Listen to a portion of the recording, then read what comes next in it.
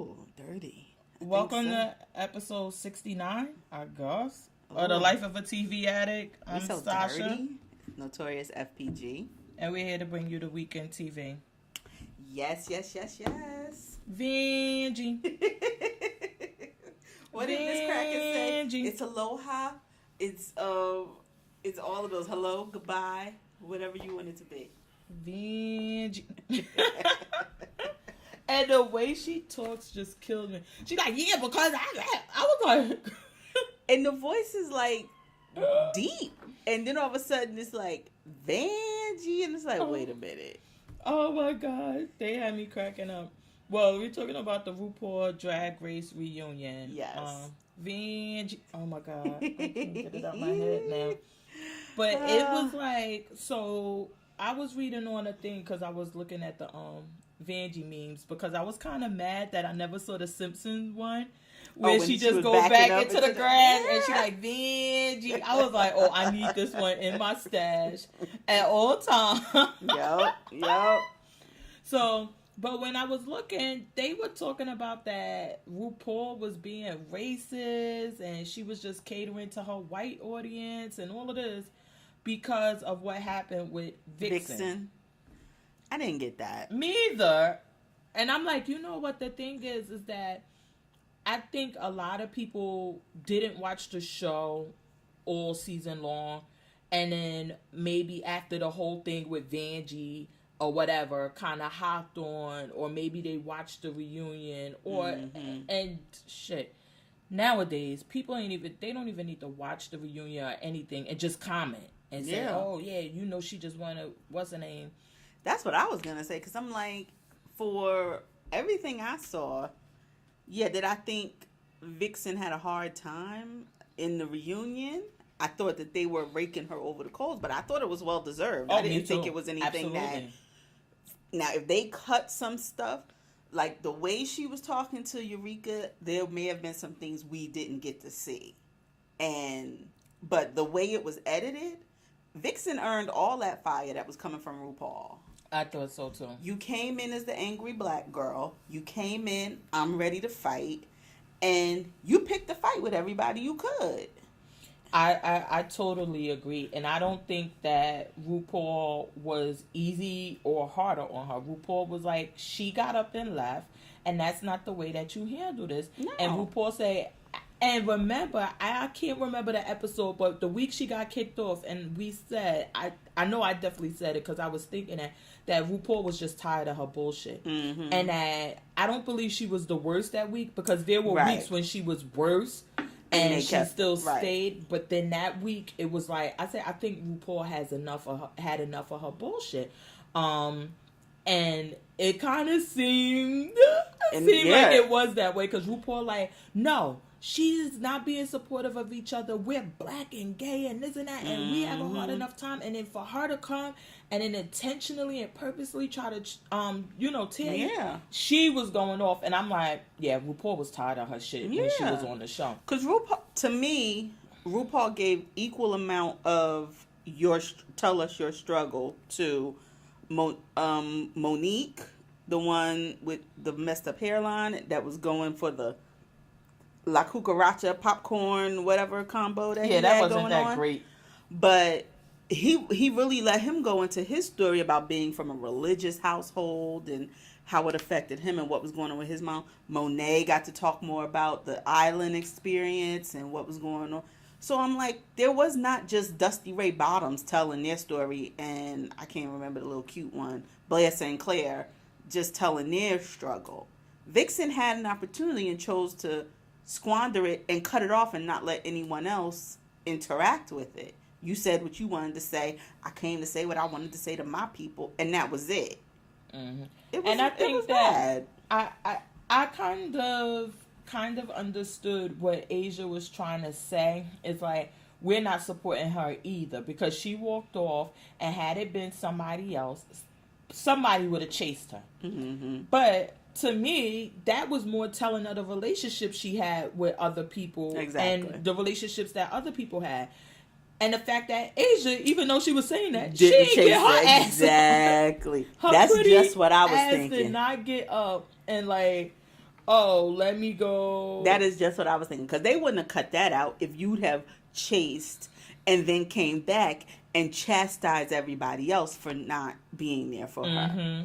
So nobody was there because from the one episode we saw of Asia and Vixen fostering a relationship, it still wasn't enough to redeem what she was sitting there saying. And even you felt that way. Otherwise, you would have went after her and tried to get her to stay.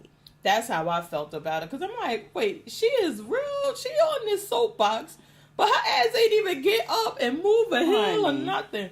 Let's talk about these looks, though. The one that I didn't like was Aquarius. I didn't like it. I was like, what is it? Aquarius looked very old. And I don't know why she chose that look. I didn't like the hair. I don't know, the makeup was very pasty. I love the hat with the big-ass feather. But I don't know. I wasn't a fan. I wasn't a fan either. I just was like, why? Yeah. It wasn't enough. I wasn't a fan of Cameron. I don't know why we got these things on our head and we just want to look like a skull. I don't know what it was. She a didn't unicorn? Me. No, I didn't because I think she did something similar during the show. She did. That's why like it seemed like I've seen it before. That's what I felt like. Yeah, she didn't bother me. It was the popcorn one. I just didn't think it was enough. And maybe she should have thought about that she's only going to be shot from this part up and that she needed it, whatever it was going to be, it needed to come this part up. Be on your head because your makeup just looked crazy. Everything looked, and then when she finally stood up, I said, oh, is she a box of popcorn? And I'm like, it just wasn't enough. Because then you wasn't even like, ooh, big reveal. You was just like, oh, okay. Is that what that was all the time? Yeah, it was like. Like, I thought if we was going for drama, of course, The Ring. Was that The Ring? What? The one next to him that was dressed up like the girl from The Grudge or The Ring or something. Girl, I paid her no mind, and then I didn't even know he was whoever he was or whatever. He was there until somebody made the comment that he didn't understand because he doesn't speak English, and I was like, "Oh, who is that?" I was like, "Who is that? Why were you there? Were you there the whole time?" But that's why I loved. He committed to it. He had hair pulled all over. You couldn't see his face when it first came on, and then it was like, "Oh, okay, you want to talk? Okay." Yeah. I wasn't a fan of Asia's. I don't know. I thought it was just blah. No, she looked okay. I thought everybody else was okay. I thought the look that the Vixen had on, I was like, why didn't she do this during the show? It was very, very Beyonce-ish. Yeah. And I was like, yeah, it was cool. But no, nobody offended me and nobody was like... Slayed my life. Yeah, nobody. It was either way. It was like nobody offended me, but nobody gave me the what's the name. Vixen, I thought, had she put on boobs, it would have went there. It was like, okay, I got it. It's the funeral. It's this. Yeah, that. Then she covered up the tattoo. I'm like, okay, that's cool, but you could still see it. You could have got some better makeup.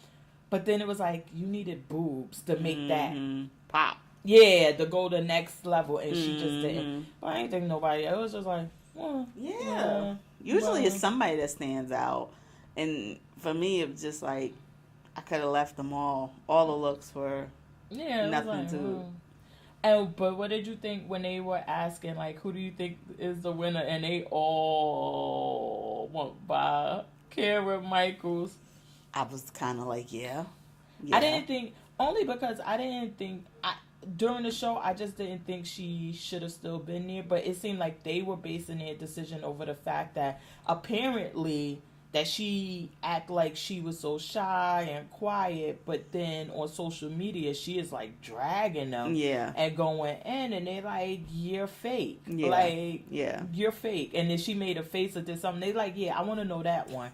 Like that was popcorn. Popcorn was angry. Yeah, she like, you're fake. Like you act. Oh, I don't say much. I don't talk. Oh, I'm this. Oh, I'm that. And then you on there dragging us. Like I don't know if.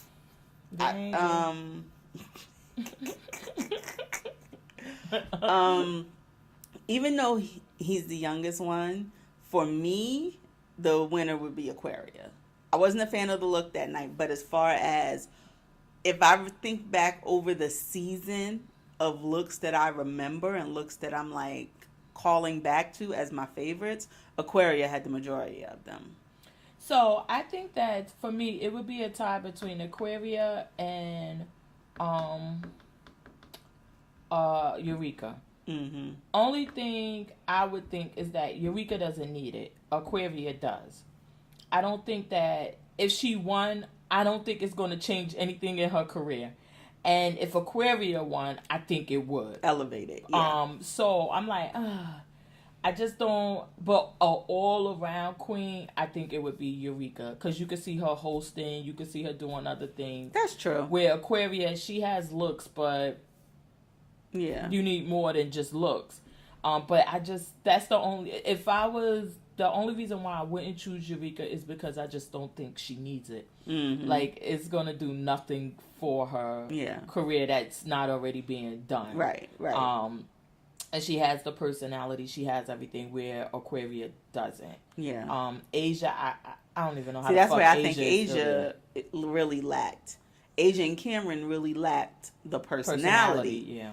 It's like, I don't know. Sometimes at some points it's just dry, and you can't just be a pageant queen to do that, which is what Asia apparently excelled at. But I do think Asia was the most nurturing of relationships and like more willing to let the girls know, like, hey, you're being shady, hey, you're being this, or trying to get more positive feedback from them or more positive interaction. It wasn't always just like Vixen, negative, coming at you, negative, and then be like, I don't know why nobody liked me. Angie. So, that's the one thing I will say about Asia. Like, I could see Asia doing a like mini drag race, because you foster that relationship and you can teach someone who's a newbie how to perfect looks, how to do that. I could see Asia doing something like that. I went, you know what? And then I was going to ask, like, is it really fair to bring in these pageant queens? But it seems like what she tries to create is a show that caters to all forms of drag. Because, yes, if you're a pageant queen, you may not excel at the other things, or you may not do these other things, but we do have the runway where you could get dressed and show off. It caters to the ballroom queens, because then we have the lip sync, we have the other things. Right. But I think that what she's trying to get across is that you have to be well-rounded in all of these things in order to excel. And I think that we've seen, I don't believe she was the only, well, she's definitely hasn't been the only pageant queen. There were others.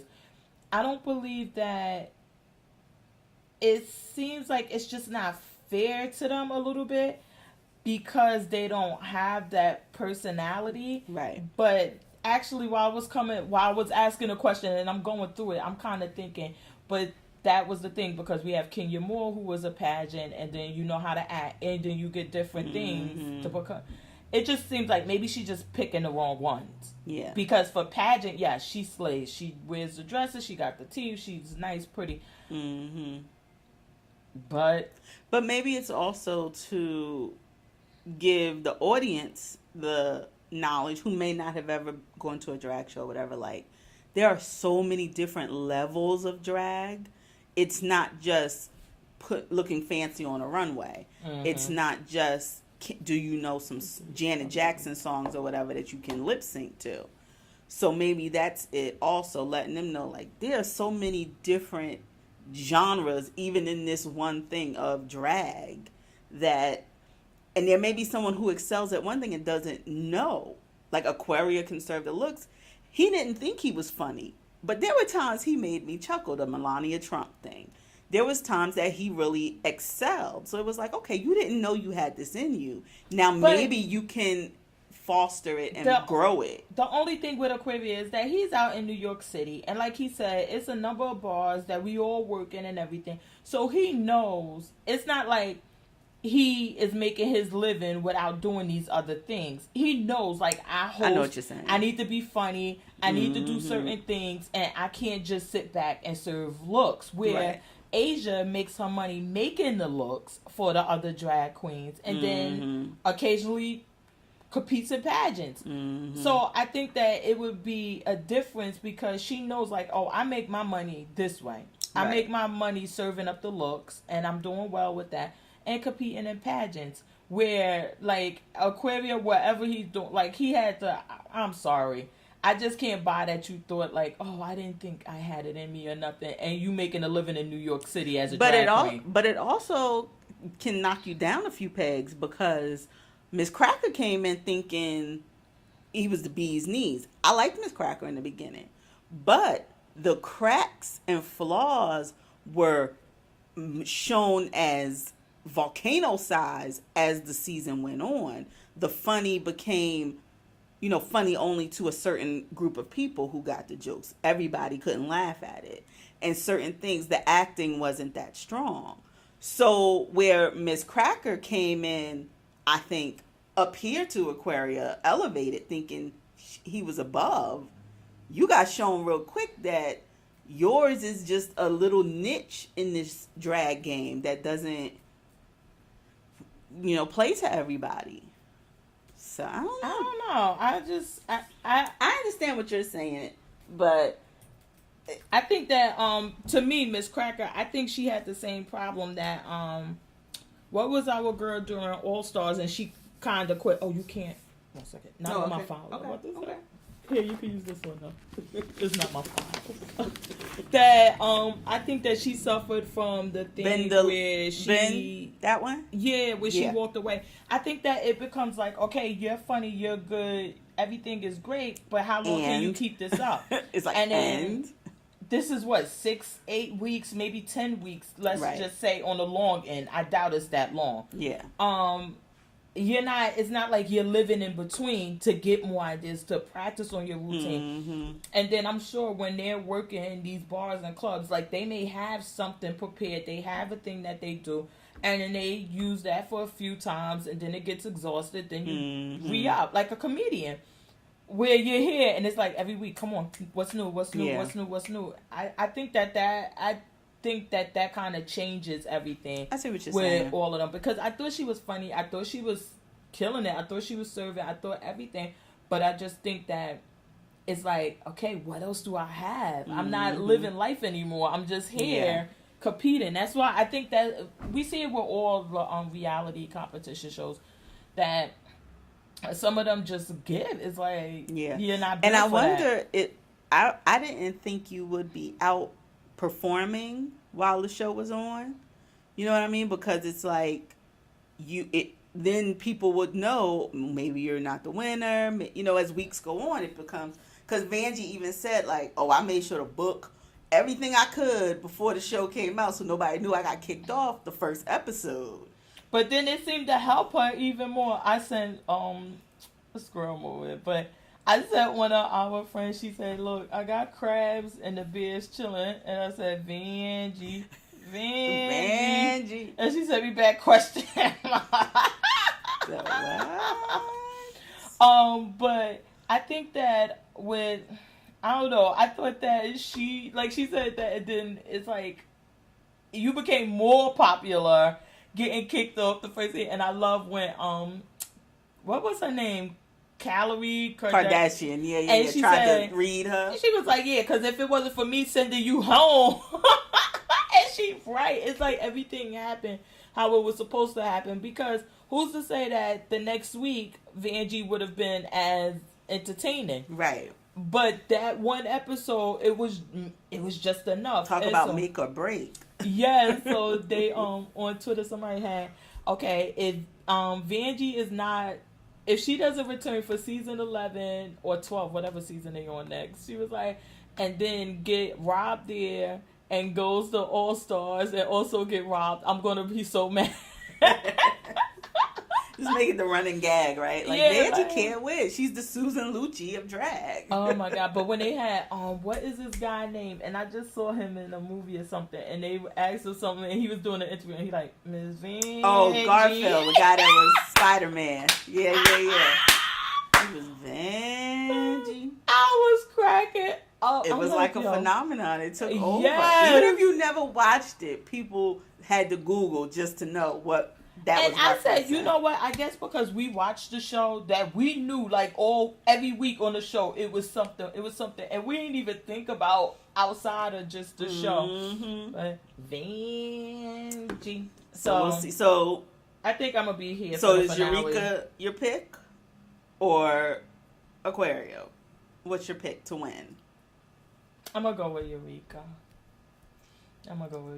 I just think she got the whole package. Yeah. Yeah. I really did. I didn't like what Calorie said. Like, I want her to win Just so to the be the big girl. I didn't like that because Me I neither. think that she went past being the big girl. Yes. Just the big girl. I think that what was the black one? Ooh. What was her name? And I felt like RuPaul and them were kind of helping her along the season. She wasn't that great. She was a sweet person, but she wasn't that great. And then when she had her lip syncs, they would like do slow songs and things like that. Oh, really? And I kind of felt, I was like, if she wins, I'm going to be out of this because she just wasn't good. Yeah. Oh my God. And she got the meme. She's the one that's in the meme. Oh, okay. I know you talking. I know who you're talking about. But I don't know her name. Oh my God. And I'm like, I can't. No. I Not just on the big girl thing. But I'm not saying Eureka hasn't earned it. And I think they would be the top two, definitely. But I don't know. I think Aquaria might eke her out and just. So it'll be interesting to see. I'm here for the finale. Is it 2 hours? I'm sure it's got to be at least 2 hours. Probably so. Shit, they probably give her the whole night. Like, go ahead, girl. Yes. Just do your thing. We don't care. What else did you watch? Did you watch any Luke Cage? Yeah, I watched. I might be finished. Damn, Gina. Let me see. I might be finished. It just came out 36 hours ago, maybe. I know. Let me see which one I'm on. I don't know how you do it. I'm so old. Continue watching. Oh no, I'm not finished. So I'm on episode. I hope nobody stopped me. I'm on episode 6. Oh, okay. I was about to say. I got 1 through 3 done. What'd you think? Bushmaster. Yes. My only thing is, why can't they find Jamaicans in New York? I picked out at least one that was a real Jamaican. But them others, as I told this guy on Twitter, I said, they put the wrong emphasis on the wrong syllable. Like, you could tell they were so bad at being Jamaican. Like, would y'all watching like a Sean Paul video? And that's what I said. I'm like, it bothers me because it's not like it's some unknown tribe deep down in Africa that nobody really knows, and it's like, well, let's just get anybody and say they from that tribe and nobody will know. And you in Brooklyn. Or Wakanda. Like, even Wakanda, like, shit, who knows where Wakanda? Ain't no fucking Wakanda. So you could just do fucking Jamaican? I'm like, what? And then it seemed like the writers, which bothers me, just like, okay, every Jamaican word you could think of, just throw it in here at any time.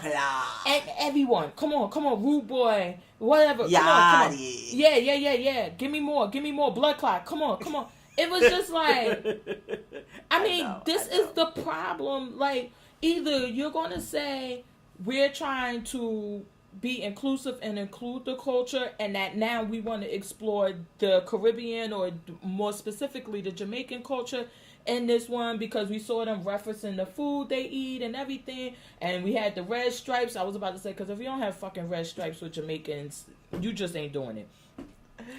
But it was like, why can't y'all get somebody who fucking speak like this shit ain't hard? It didn't even have to be. And I guess maybe because they were saying these guys were straight from the island. Because you could have had somebody talking, and then just when they got angry, it came out. I know the what do they call it, passoir or something? Yeah, like it just come out when they ready to fight or something. They didn't have to hold it the whole episode. Because, I know plenty of Jamaicans who it's like, oh, you don't even have an accent. And it's like, oh, there it is. Okay, I just heard it. Yeah, the only thing, So I was reading with the comics. So Bushmaster in the comics, they don't know what island he's from. He's from a mysterious island. and that's So the the writers, head one. That's right, the one with the blue contacts. exactly. Okay. So the writers of the show said, okay, because of the whole, Harlem, we're gonna have Brooklyn. We're not gonna make him a mysterious island. We're gonna commit to it being he's Jamaican. Okay. But we would have gotten that without the badass accents. No, I don't think that. So my point isn't that you could have just had this black guy and just say he's from Jamaica and then incorporate everything else. No, hire a fucking Jamaican with a Jamaican accent. Yeah. That's my point. Is that why are we still getting these bad accents? These people are not even committing. And I'm like, they in fucking Brooklyn, number one, where I think Jamaican, whatever the hell they speak, patois is the spoken language of that town. Damn near. So it's like, how hard is a this? rock. You ain't even got to throw a rock to hit a Jamaican. I'm just like, how hard is it to find a Jamaican actor in fucking Brooklyn? And then it's not even like, oh, you have, just to throw a name out. Oh, Michael B. Jordan is playing Bushmaster. It's not like these are known actors where I'm like, oh, okay, he's not Jamaican. Oh, no. Who the hell are these guys? No. If it was Michael B. Jordan or some known actor, I would expect more. Fucking commit That's to what it. I'm saying. You hang around a bunch of Jamaicans for 2 months, I want it. But if you want to you literally have guys unknowns. Why couldn't the first thing on the casting call be, you are from Jamaica, you have a Jamaican accent? Yeah, I think that's it's not the like only you're getting thing. a known actor to play these people where it's like, oh, they have to do an accent, so they have to perfect it. The first thing on the call sheet, if you don't have this, don't even bother. Yeah, it just was it takes away certain things like this takes away from the story because it's like, oh, I don't even want to see him. Right. Like, and you like, but he's like the main. I don't even want to see you right now because I can't take this shit. Right. And then, oh my God, it's just the writing again. And then with the whole, I guess, what was this? They were saying, him and a girl, are you gonna be down for the? I'm like, what the fuck are y'all even talking about? Like, why are these slang and everything so dated? And I'm old, but these are even older than me. And I'm like, come on, like either don't try to OD on it if you don't really know, or at least try to be current. Yeah. And I'm sure there's black writers on it. But I'm sure there's a bunch of white ones too. Those little things take away. I agree. Because if you telling me like the one who's in the barbershop, the one playing his dad, they're using old vernacular, I'm like, okay, they're old actors. That I could see their characters using old vernacular. These young boys, why is you going around here? And then when he dabbed, I was just like, who did this? I was like, y'all are like 3 years late with this. It was just like, I mean, I thought about when this was taped, and I'm like, was it that long ago? No, because it's still 3 years ago. Dabbing was 3 years ago. Oh my so God. It's still true. That's why I said if it was last year, I'd be like, hey, yeah. It's 3 years ago. 3 years ago. Yeah, so I haven't gotten past. But that one didn't 3, bother me because I'm like, listen, we're old. He's older. Shit, right. Dabbing shit. We on. That's the wavelength we on, really. But the other stuff just bothers me. The storyline, I guess, is that this guy is going to have powers also. Yeah. And was his eyes blue in the comics? I saw a picture of him in the comics, but you wasn't really looking at his eyes. So maybe they wanted him to wear these blue contacts to kind of. I guess it's supposed to highlight when he takes in the nightshade, which is the stuff he got from the daughter. That's what makes his powers come out, right? Is that the same thing Black Panther was taking? Shut up. I don't know. Was that what it was called? That That would be so funny if it was. And So that's what he looked like in the comics. I'll post it on our Instagram. oh, but you can't see his eyes because I was like, Yeah. maybe when I saw the blue contacts, I'm like, oh, this is annoying me. But I I'm guess like, they were maybe just that was trying it. to show like when he took that in, that was where his powers were activated. But his He eyes are changed. blue the whole time. Oh no, I didn't see it the blue the whole time. He got blue contacts. Oh, no, Maybe I they didn't get see- lighter or Maybe something. they get brighter because I didn't notice it. Yeah, he had So- some in, and I was like, oh, but yeah. So I watched up to the 6th. Yeah, I just been watching them. Yeah, I watched 1 through 3. Excuse me. Ooh. That's how I felt though. I was kind of like, when this gonna pick up? Yeah, it just wasn't. I think that, you know what? I think the thrill is kind of gone out of these shows. Because I remember when Daredevil came out, the first one, and I literally just sat there. And it was like I wanted to do nothing else but watch the show. The second one came out, I'm like, I'll watch 2 a night maybe. Then I'm like, I don't care. Can I get to the last one already? I still think Alfred Woodard, like, that's what I'm in here for. Because between her and that damn Shades, I love Shades. Shades was good. Oh, I love him, love him, Did love you? him. I'm like, oh my god. But that one, I don't know. It just seems like the thrill is kind of gone out of these shows. I think the first one was like, this was our thing. This was the first time. Now it's like, Is it because it's a hard genre to keep fresh? Or, I mean, like the storyline to me, it's like it's cool. It's just like it's cool. It's not like must see. It's Right. not grabbing my attention. I'm watching it. I'm doing other things, and I'm like, okay, it's not. I don't know. Right. It's just not enough, and it may be these little things that are taken away from it. The Sweet Christmas and all of that. I kind of once I watched the Secret History of the Comics and learned like that was something that the white guys did first, and then the black people had a problem. I was like, oh, okay, so I guess they're trying to keep the Sweet Christmas in because that was his saying. right. And like we're not going to strip everything away from the one y'all knew. So I'm like, okay, but it's just not. I don't know, and maybe it is those little things. I mean, even when she opened the door and the heads were there, that wasn't shocking enough to me. I was like, okay. I might Okay. see that part. Oh. That must not have been in my episodes. Yeah, maybe it is. Hashtag spoiler. I was like, yeah. Oh, okay. Oh, okay. I'm here for, I think we should hurry up with Misty Knight, whatever they're going to do with her. And the arm, because she did get the arm, so I don't know. Okay, she did get the arm. Okay.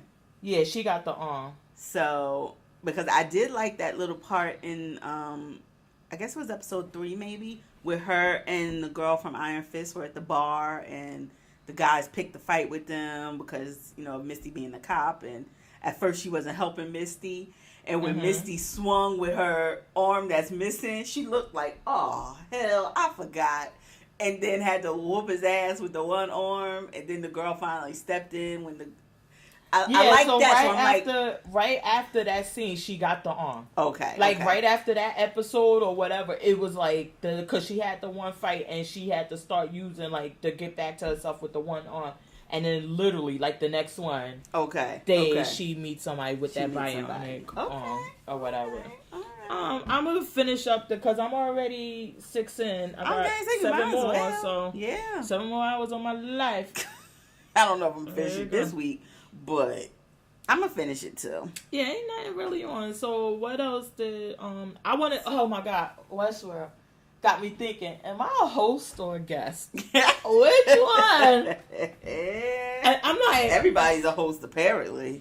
Yes. And then he kills his own the man. So on Westworld this week, I don't know. It was like whoa, wait, whoa, and then he kills his real daughter, thinking she was a part of the park. Yeah, that she was a host. Yeah, that Arnold had sent. Robert had sent Ford, whatever the fuck his first name is. Clarice. Ford. If you keep calling him Clarice, you won't have these problems. I get confused. I forget what we're talking about. That Ford has sent to mess with his head. Yeah, so he killed her.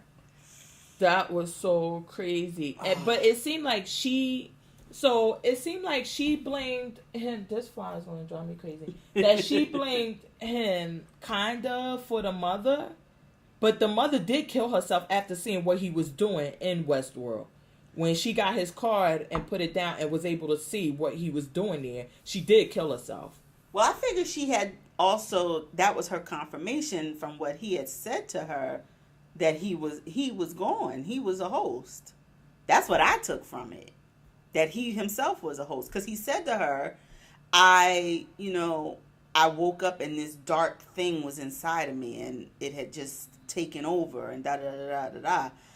And then she looked at the card. She put the card on the computer or whatever and read it, his scan, and was like, oh, he's not really here. He's dead. He's gone. No, that's not what she saw on that card. Well, she saw what he was doing in Westworld, but I thought it confirmed to her that he was a host. He was a robot. No, I didn't take it that. You didn't take it as that? No. His confession and everything said... I didn't take it that... You thought the raping and all of that stuff was what did that it she for her. Saw, like, yeah, this is who he is. Who he really is. When he started saying, I don't know if you remember back in season 1, when first he was in love with Dolores and he was all sweet and innocent. And then he says, like, then I started to love to kill. Like, I got taken. Well, when he's telling the story, he's not saying it's him. Right. But then you by now we know it is him. Right. And he and then the guy starts taking to killing and this and that and blah, blah, blah. And then it's like that him being in there and going in deep. That was the darkness. That was what he was talking about. Like, I'm not that guy that you think I am anymore. That I'm doing, and I like it and I enjoy it. It's not like I don't enjoy it anymore. Right. I'm not doing it because I have to. I enjoy it. And it seemed like because even the daughter said, like, you were spending so much time in here that you basically, this was your life. Mm-hmm. So I thought when she saw what he was doing that she was like, oh my God, like, yeah, he's an animal or whatever. Okay. And as she left the card for the daughter to see, like, what he was doing. What he was. And everything. So you don't think she thought he was a robot? We don't know if he a robot or not because he cut himself open. Yeah. I thought that... But when he did it, didn't he pull something out? What did he do after he cut himself open? I didn't think he went through with it. Because he was going to kill himself. But then he stopped. Then he was going to... Oh, did he actually do it? Because they all have trackers in. Right. Even the guests get the trackers. Right. So I thought... But I don't know if he... I didn't rewatch this episode for a third time. So I'm really unclear. I don't know. I need like 3. Yeah, I know. I don't know if he cut himself, but I believe that it was just a tracker. If it was anything. So you don't think he is a host? I don't know because I'm thinking that maybe something happened to him, or he didn't want to die. Like the father-in-law didn't want to die, and he like put me in upload me to a robot. And I don't know. Yeah. I don't know. I wish y'all could see her face as she looking at me. I'm like, am I a host? I don't know. I don't fucking know. Oh my goodness. Well, we know who's not a host no more. Teddy. Teddy dead. Killed himself. Teddy dead for real. I didn't understand that he could kill himself. I was like... Well, the way I took it was like the thing that we saw in Bernard's head, the little... nodule or whatever, the way he angled the gun kind of destroyed it. Oh, so they can't bring him back. They can't bring him back. Oh, okay. That was the way I took it. Because I'm like, how he kill himself? You're a fucking robot. When they find you, they just bring you back to life. Yeah, no, he kind of shot up through that thing, so that's a wrap. Oh. Now, this show did whatever the hell it wanted to. Next week is the season. This week coming up is its finale. Finale. I Has it been 8? Was this 8, 10? It wasn't a lot. No, that was 9. So I think it was only 10. So this is number 10. Mm-hmm. Okay. But, and what else did we get this episode? Get out my fucking head! Yeah. Yeah. Ford is fucking with him. He is done with him, though. He like, I'm done with you. Ooh, when that girl came up to that car and she was like, you was about... What the hell was you about to do to me? Fucking kill you. Yeah. Get away from me. Try again. Oh my God. So now I guess that is the end goal is for them to make it out into the real world. I guess that's what I'm thinking. But what did you think about not Maeve but the other hosts being able to control them through the glass? Were they trying to make another Maeve? That's what I told when we were talking about it. Remember last week we were talking about it and you were like he was saving her because he liked her or whatever. And I was like, no, I think that because of the technology, he's like, that's really valuable to her. So I would think that they would try to make another one of her. Yeah. Well, But it's something with her and Ford. I don't know that it can be duplicated. Because the way he's telling her, like, she laying up there splayed open looking like a damn science project. And he telling her to fight and don't die. And I'm like, how? Well, I guess he like, all right, just get yourself reboot. I guess. Come back. But I don't, so that's the only thing I don't understand. Because now we know that the initial goal was to get information about the guests so they could sell it for marketing purposes. To marketing companies about what people like, what they We're looking want. at you, Facebook. Yeah, and I know, right? And then the second part was trying to upload the person into a host so they could live forever. So I'm like that Arnold, and now I'm still with the belief that Arnold once existed, but was murdered by Clarice. Okay. And that Arnold thing is to get them out into the real world? Or is this Clarice thing to get them out in the real world? I don't think that Clarice...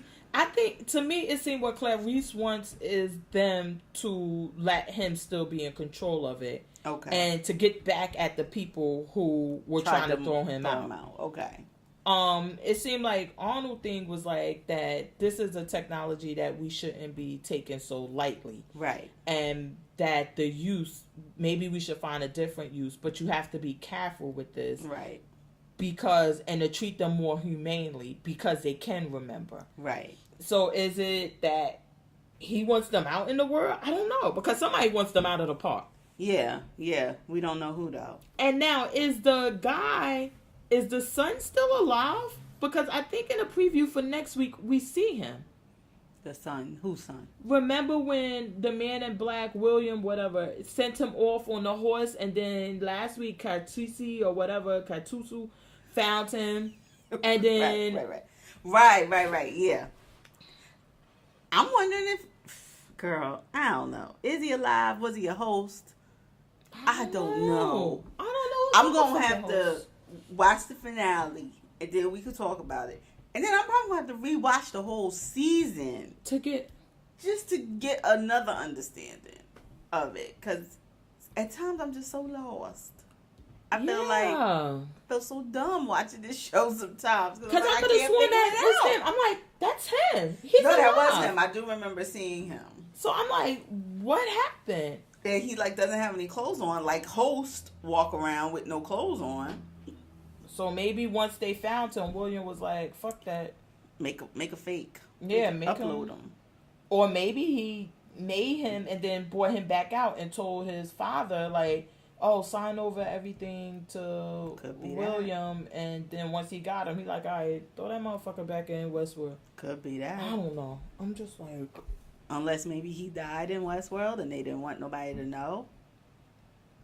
Because he was going there acting all types of reckless and shit, too. Mm-hmm. We saw that when he first brought William there. But maybe they couldn't let them know that he had died, so that's where a host came in. Oh, and sent him back out into the world like he was okay. Yeah. I've seen that episode of The Twilight Zone. It's weird. I don't know. I'm just, like, so confused. But anyway. Reboot. Girl, shut up. Reboot. Because I'm a host. Now, I'm going to tell you what I got to talk about. Handmaid. I can't leave it for the end. I can't. Wait, I got so mad. I had to go research, watch all of the other things, because I thought next week was going to be the last episode. But they do have 13 this season.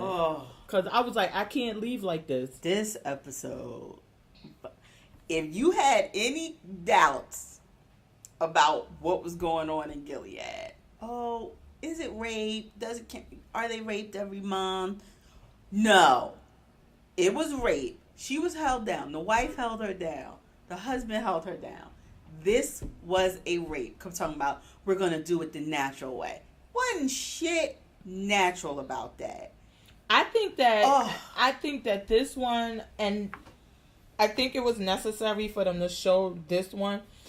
And I thought that somebody was going to tell or someone was going to hear or something, because I think that I didn't watch the Inside the episode yet, but I think that with this episode they purposely put 2 times of them doing it on a monthly basis, where the women just laid back and they're like, remove yourself from your body, this and that, and this and that. And then to show us this one where she's actually fighting back, saying no, don't do it. And it's the same rationale. Exactly. Yeah. And that didn't change their position. It wasn't like, okay, well, they're consenting and they're okay with it. So what is the problem? Whereas this one, she's fighting, she's doing everything, and they're still going through with it. Yeah. And to say like, no, y'all really, this is not a choice they're making, and y'all don't care. Yeah. I thought it was genius where they had Serena and Fred. So Fred kind of conspire. Yes, to the same, and they're like, but for different reasons. Mm-hmm. She's like, this bitch trying to play me out with my baby, and nobody is supporting her with inducing her or doing anything else. And then he's like, yeah, she kind of stepping over the. She don't know her place anymore. Yeah, and that's what he said. Like, because when she comes to him and tells him like, well, when I get transferred, I want to be transferred with my daughter. I want this or whatever. And then I think that also the fact that she alluded to, this isn't your child. You would never know what it's like to have a child of your own blood. I was waiting for him to punch her face right there. I thought he was going to go to Serena like, what the fuck is she talking about?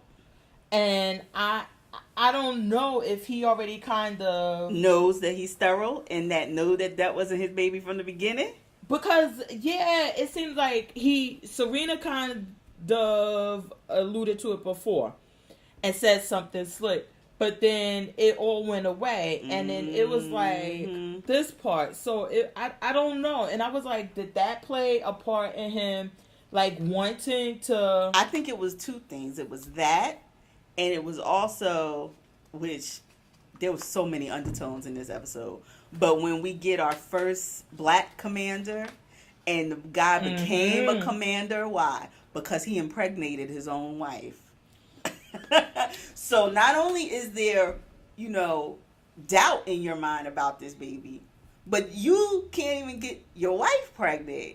And then maybe you already know you're sterile, and then you got this new Negro nipping at your heels, impregnating his wife and just coming in. That one, so I thought that part where they put in, I was like, okay, where are we going with this one? Because now they're trying to like put that out there, like these women aren't sterile. So that's not the issue, because he impregnated his wife, but he's also black. It took me back to, I was thinking slavery like a buck. And I'm like, just when they used to have the one on the slave plantation, just impregnating all the women to make more. And I'm like, just to have this one guy coming in, like walking in the room, and he's like, yeah, I got my wife pregnant, I'm commander now. It was just so crazy. It just blew my mind. Oh, did he become, because I took that he was up in the ranks. No, they elevated him to commander because strictly on the strength. He may have been a normal, eco person or whatever. Oh, he was. But he was not a commander. I thought that he was already in, like how Fred and all of them were, Fred and all of them were already. And he may have been in the ranking. He was not of title commander. I was about to say, but after the bomb, that because they lost so many that people were No, they specifically said because he got his wife pregnant. I gotta watch that one. Watch it again. When they introduce him, I know they say meet our newest commander, and he did it the natural way. I thought that, you know what? Honestly, I didn't think that it was, because I did see that, and I know that they made a big thing. Like well, he got his wife, and they like, well, what about the handmaid? So what does that? He said, They fuck like, your handmaid. Yeah, he doesn't need a handmaid. And then the other guy coming in talking about, oh yeah, his old ass talking about, I need me a young one. This one about to be past her expiration date. I know. And he was like, she's a looker too. I said, y'all are really like making my blood boil in this. This episode was so good. Oh my goodness. I took that, so with the black guy, I did see that, but I took it that he rose up in the ranks after the bomb. And that his wife being pregnant was just like one, and it was a shocker too, because apparently none of the other ones have a pregnant wife. They all have babies through the handmaid. It could be that. Maybe I was reading too much into it, but I think that was, because I know one time we were discussing, like, can they have sex with their wives just to have sex with their wives, or is everything only done through the handmaid? See, that's why I thought he was not of stature even before. Because we never got to that. We've never seen. We see Nick having sex with his wife once every month. Mm-hmm. We never saw Serena and Fred have sex when they were supposed to. We saw them kissing last season, and they were like, it's forbidden. Da da da da da.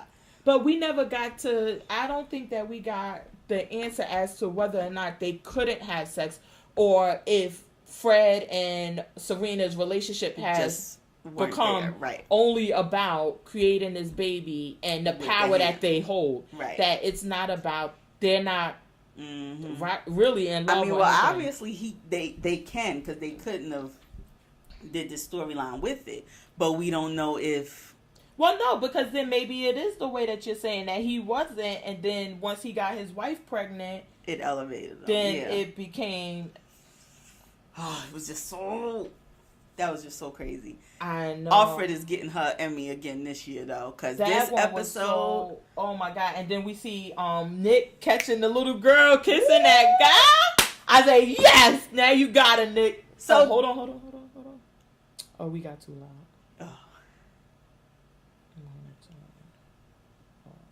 Sorry, we got too loud. So the thing, but so do you think she didn't know Nick was watching? No, hell no, she didn't know. But I knew it was coming, because when they were in the store, and they kind of was like, and she's like, "Oh, I'm making this," and he ain't even paying attention to these bitches talking, plotting, saying this and that, talking about bombs and shit. He all talking about some damn jam. She was like, I said, "Oh my god." Oh my god. I'm like, it's going to happen. And then when she went out there and kissed him, no, she didn't know Nick was there. But was she crying? Was that her realization that Nick was in love with Alfred, or was she crying because she just realized Nick didn't give two shits about her? I thought she was crying because she was caught, and that we saw what being caught cheating could lead to. I thought she was. That's what I took from it. That she was crying because she got caught kissing that guy. But Nick already told you, I don't give a fuck what you do. But then she started crying harder. Remember? And that's where I was like. And then she said to him, "Is it the handmaid?" Before she started crying. So that's why I was already going through the thing, because she was on her knees like, "Please forgive me." Yeah. But then when he said, "I don't give a fuck what you do," she was like, "It's the handmaid, isn't it?" So that's why I was like, I thought that was her tilting the pout. Like, listen. Don't fucking fuck with me either, because you're not innocent also. Like, you're doing something. But I thought that Nick was going to turn to her like, look, this is what the fuck we going to do. You do you. Have at him. Girl, I won't say a word. Just don't get caught by nobody else. You need to be more careful. Because if you do, I can't protect you. Yeah. Fuck those letters you saw. Forget about it. I'm going to keep fucking a handmaid. Because what difference? Well, I don't think he even needed to say that. But if because she implied, like, it's the handmaid, you could think whatever you want, sweetie. But if you open your mouth, I will be telling them that I saw you kissing or what's her name. Yeah. So it was just like, oh my gosh. And then we get this. Oh, it was so. It was just really good. It's no way I could ever feel anything for Fred, because that was such a abusive man move. You rape me, and then you feel like you tossing me a bone by allowing me to see my child. Do you think that it was something else in that though? Because I don't know, for some reason I thought it was something else, because she goes to see the kid. other people are there, and apparently they following Nick or something. Because I'm like, they couldn't have been watching him. Because had they been watching, they would have known he had a handmaid with him. Right. And where the fuck did the handmaid go? Right. They take Nick and they leave her there. Yeah. So it's like, is there something else there? I don't know. I thought about whether Fred could have set that up. Like, but I also agree with you. Like, would he put her and the baby at risk just to get Nick arrested for something? Oh, no, I didn't think it was about getting Nick arrested. I thought it was about getting her out or getting her somewhere or something. And then, because we see this guy who must be up in the ranks over Fred says that he wants her. Mm-hmm. So that after she has the baby, basically he got to pass her on to this guy. And is that something that Fred didn't want to do? Like, nah, that's mine. And we do see, I think that this rape thing was weird, but we did see previously where it's like some mental thing going on. I know in the book it's a lot about them playing games and talking and this and that. And while we saw that like once in the beginning, yeah, it quickly turned to sex. Yeah. And maybe that's just for TV, but I'm thinking like, is it that he has some type of feelings for her? Well, it could. I mean, we saw when she first started showing or something, and he was talking about her breast, how good they looked, and he wanted to have sex then, but she didn't want to, and that was before the bomb, so that was without anyone's knowledge. It wasn't ceremony, it wasn't anything. He was just like, damn girl, that body looking rounding out right with this baby in it. I need that. And so maybe he does have feelings. I don't know, because I just was like, when I saw it, I'm like, something here ain't adding up. But why? I don't know, because then you're putting the baby at risk. Helped her? I'm wondering if it's they're literally watching Nick, or maybe the wife, like you said, maybe played her card and sent them after him. Saying, oh no, he gonna be out there with that handmaid, and he gonna try to escape with her. Because that's where my thought was going. This gonna be his chance. He gonna try to sneak her away again.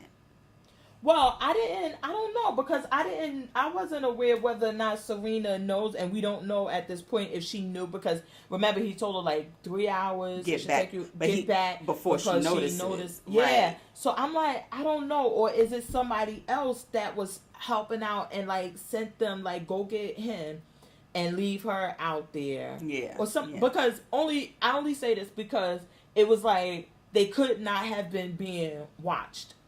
And somebody followed them, because they would have been like, where's the fucking pregnant handmaid? Yeah. They took him away and took his car. I thought they were going to leave the car. Me too. But then they come back I'm and like, take the car. she gonna get caught driving this damn car now. Yeah, I thought they were going to leave the car and like, go ahead, girl. But they take the car, they take his gun, they take him. And, or is it the guy that the wife is messing with, and he's like, I gotta handle Nick, because if he tells... That's my ass on the wall. Could be that too. I don't know. It was just, but it's something around this about her too. Yeah. Because, or maybe the only other thing, and I just thought of that, is that it may be the guy, because the guy wouldn't give a fuck either way about the handmaid. Right. He just wants to make sure that Nick doesn't tell anybody about him and the girl. And wife. Yeah. So he's like, fuck the handmaid. That bitch on her own. Could be. And then where are they? West Bobo. Because that's not even the house that, when we met the daughter in the first season, that didn't even look like the house we saw her at. Well, now they placed her with a family. Yeah, but that other house had like a gate around it. So I don't even know where this house is. Yeah, that one's, from what I took, that the first one was like an orphanage or something. That they were holding all of the handmaid kids. And apparently now we got to at least be a year in or something. And maybe they like, listen... We can't keep holding all these fucking kids here. Yeah. And they sent them to... It was so sad when she acted like she didn't recognize her at first. I was like, oh, no. I thought the part that really got me was like, could you imagine, which I thought it was weird, and I was like, I don't know if I would have wanted to see my kid. Thinking about it now, because that interaction, and then your kid cries for you, and you're like, it's nothing I can do. I can't take you. That's what I was can't thinking do too. anything. Would I want to know my kid is alive? Yes, but I don't think. I don't know. I guess it could go either two ways, but because when her kids started crying for her and like, well, why didn't you try to get me back? Why didn't you do this? But when she had to leave and she started crying, I was like, I don't know if I could have handled that. Yeah. And maybe it would have been the push to do more to get out of there. Or maybe it would have went the other way. Yeah. Who knows? And I was like, I don't think that would have been something I wanted. And maybe that was done intentionally. Like, here, I'm going to let you see your kid. So you know what's the going anguish on. also. Yeah, and then also you know that she's been placed and how she feels, and that you want to be in her district is not going to help you because we already have changed her. Yeah. And this Agnes or whatever she's becoming, I don't know. It's just so. No, that was a really heart-tugging moment because it was like the little girl was trying to not care, Mm-hmm. and then all of a sudden, when it was time to leave, that was when the realization came. And when Alfred told her, you know, be your best, you know, have a great life, protect yourself, and I'm like, she's preparing her to never see her again. No, I thought she was basically, and I thought she said it. She like, cause you gotta stay alive so I could come and get you. Oh, I didn't. I hear thought that. she said something like that, so we could be together or something. Cause she was like, be a good girl. Cause she asked her like, do you punish her? And she said, yeah, we only had to punish her twice or whatever. Yeah, I but that remember she is part. being, that she was punished. So she like, be a really good girl. Do this, do that. And basically, you gotta stay alive so that I can come and get you. And then now I know where you at. Don't fuck this up because I need to be able to come and get you. I didn't take it like, oh, I'm never gonna see you again. It was more like, stay alive, mama. Because I'm coming for you. Oh, I took it as she may not see her again. Because if she has to, you're not going to be able to get this baby out and go get Hannah. How? Oh, no. I didn't see it as that. I saw didn't it like, it's a thing of, once Gilead falls, I'll be able to find you because you'll be alive, yeah.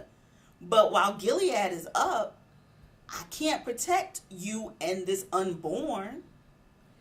So you think that, I don't know, because now we do see that she's not, before I thought she wasn't as attached to this baby, but now we see she is. Mm-hmm. But yeah, I think that Hannah is her priority.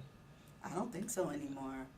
Not that Hannah is like, oh, I don't give a fuck about her. She got new parents. She good. I'm just thinking of Hannah is to the point of she can go along to get along. She can step right, be in line, and live. This is a baby. This is a can't protect itself, can't speak up for itself being. This has to be the priority until I can get Hannah totally out of here. But I would think that the baby is more at risk of the abuse or anything because she knows for a fact that, would be safer, not abuse. The baby would be safer, if anything, because she knows Serena really wants this baby. Serena's going to be all over this baby.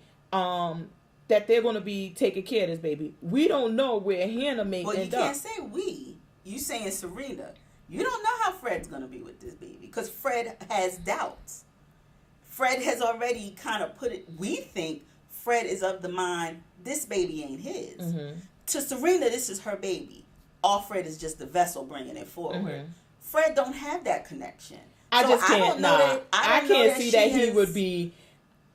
First of all, the way that they are about these babies in this fucking country, I don't see that he would be able to blow on this baby really, really, really hard. And that would be allowed and nobody would do anything about it. Whereas Hannah may end up as a handmaid. Hannah may end up, as she sees Nick's wife is 15, that they may marry her off to some grown-ass old man at the age of 15. So even if that was like, that she is, I don't think that she is prioritizing either one of the kids. But if she was, I would see Hannah as being more of a priority than the baby because of all of those other things. To me, it doesn't seem like she's prioritizing one over the other. The baby isn't born, which I think is one of her things. Is like, okay, this is going to help with me getting the baby out because it's part of me now. But I think that her... See, I don't know, because if she wasn't prioritizing them, she never would have ran. You wouldn't try to get out of the country the first time? Yeah. But remember, she told Nick. No, she told him, I need Hannah. I don't want to leave with Hannah. Plane, there was no chance Hannah was going to be brought out. Yeah, because he told her, I can't get you Hannah right now. You got to go, and then I get... But she was like, I'm not leaving. She didn't want to leave at first without the daughter. She didn't want to, but she did. And that's my thing. Well, she didn't leave anywhere. You can't say, in my mind, in that moment, she showed that this unborn was the priority. Getting out. Because the baby is in her stomach. It's not like she could have said, hey, I want to leave a baby and I'll go and then I'll come back for both of them. She was still pregnant. She had no choice. That's what I'm saying. I think that it's hard to... That's why I was saying, like, right now, it's really hard to do anything either way because she's still pregnant. So it's like, if I save myself, I'm automatically saving this baby because the baby's in me. It's not like I could... Or even back then when she was, 5 months or 6... It's not like she could say, okay, hold on, let me leave this baby. Let me give birth, leave the baby, and then I'll do whatever. But Hannah was her priority. And then by her escaping would have been... Yeah, it wasn't like, oh, I only want to save this baby and that's all I care about. It was like, I need to get out so then I could come back or make a way for Hannah to come back to join me. But I can't do anything here if this is my way out.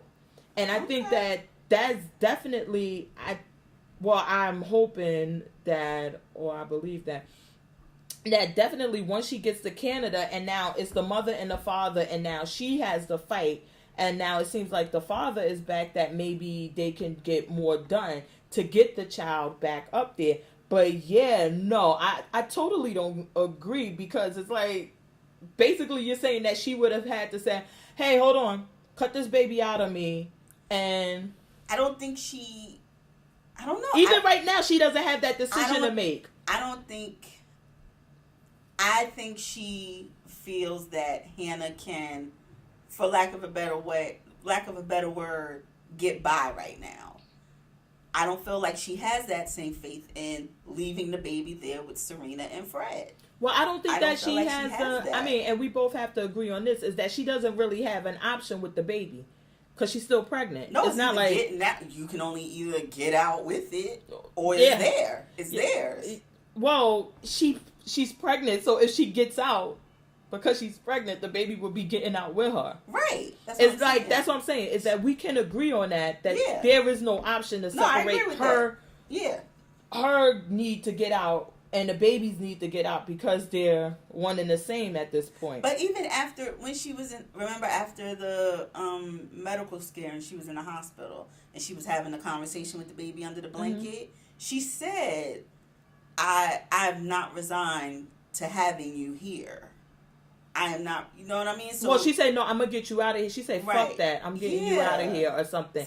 Because at first it seemed like she kind of detached and was like, whatever. And then it was like she woke back up and she was like, no, that's fuck what I that. thought. I'm getting you out of here. I really thought Nick was going to be like, when he was checking and he was like, okay. And when everybody had left, he was checking rooms and shit. I was like, oh, somebody about to roll up and they're going to be getting her back across the border now. So then when this other car came, I was like, what the hell is going on? And they were, like you said, it was like they didn't even know a handmaid would be there. They knew Nick would be there. And they knew, like, no, you ain't supposed to be here. We here looking for you. Get in the car. And I didn't even think that it was about whether or not he was supposed to be there. That's why I say I think it was about, it's either about him or it's about getting June out. Because I don't think that they even cared whether or not he was supposed to be there. It was like we're looking for target. You. Yeah, like we know where you were going to be. Right. And we're here to collect. We're here to separate you from her, or we're here for you only. I didn't take it as that. It was like they're trolling the grounds and they're like patrolling the grounds and they're like, oh, we see someone, get them. I didn't take it as that. I took it as being more calculated, which I can be wrong, but that's what I took it as. That no, it was I more took it calculated. as, I agree with you. they were aiming for him. He was the target, and they knew he would be there. Now, who told is the $1 million question. Yeah, it might have been Fred that said like. Because even the wife, I don't see the wife would have known where they were going. So it could be like you said, the guy she was kissing, or Fred. Because I'm like, the wife wouldn't know. He don't tell that bitch nothing. I'm going. But then I don't. So that's the thing, because we see in the previews coming up is that all Fred is there for a while. Yeah. Where she's even getting all of the stuff together. Then she trying. I never had a garage or anything, so I don't know how hard these doors are to open if the power's not on. Or you don't have the little button thing. Right. I don't know, but apparently you can't just pry them open or anything. Yes, I'm like, rolling up. I'm like, why is she in the car pressing on the gas instead of like trying to loosen it? Because from my understanding that they all have that thing, but I don't know, because but then I was like, what is that door made of? I've seen Lethal Weapon. They ride through them pretty easily. We gotta get somebody who has a garage with a door and they can tell us better. Like, when you back up to it, does it not move? Well, and then I think that the flooring it, and it was like, I think the power being off is added some, because I was going to even say, like, if she could have just pried it, and then I think they automatically, but I'm like, maybe the power being off is one of, I don't know. I don't have, like I said, I never had a garage, especially, and not a door. I never had all that. But she's there for a while. Yeah. So my thing would be that if Fred sent them and he knew they got Nick, he would be like, oh shit, June or Alfred is out there with this baby, right? By herself, and I need to either, even if I don't want her to come back with this boy's baby, because that may be it too. He's like, I don't want to raise Nick's baby, so fuck her and that baby. But I just don't see him just leaving, or maybe that was his plan. Like, you know what? Now you done said it, my wife done said it, so now I know that's not my baby. So fuck that baby. Good luck, Alfred. Now you go run. Because I don't. Wolves. Yeah, I don't want what's the name to have you either. So you just be good. Or maybe he pops up after a week or two and like, is that baby dead yet? Can I get some cooch? Or I don't know. I really don't know. What if it's a scare tactic too? Because he said she was getting too high, too elevated. So I knock you down a peg by letting you know not only have we placed your daughter, like you said, but, you know, maybe she remembers you, maybe she don't. Well, I don't know. She's a kid. And I also had sex with you, and because I wanted, like it.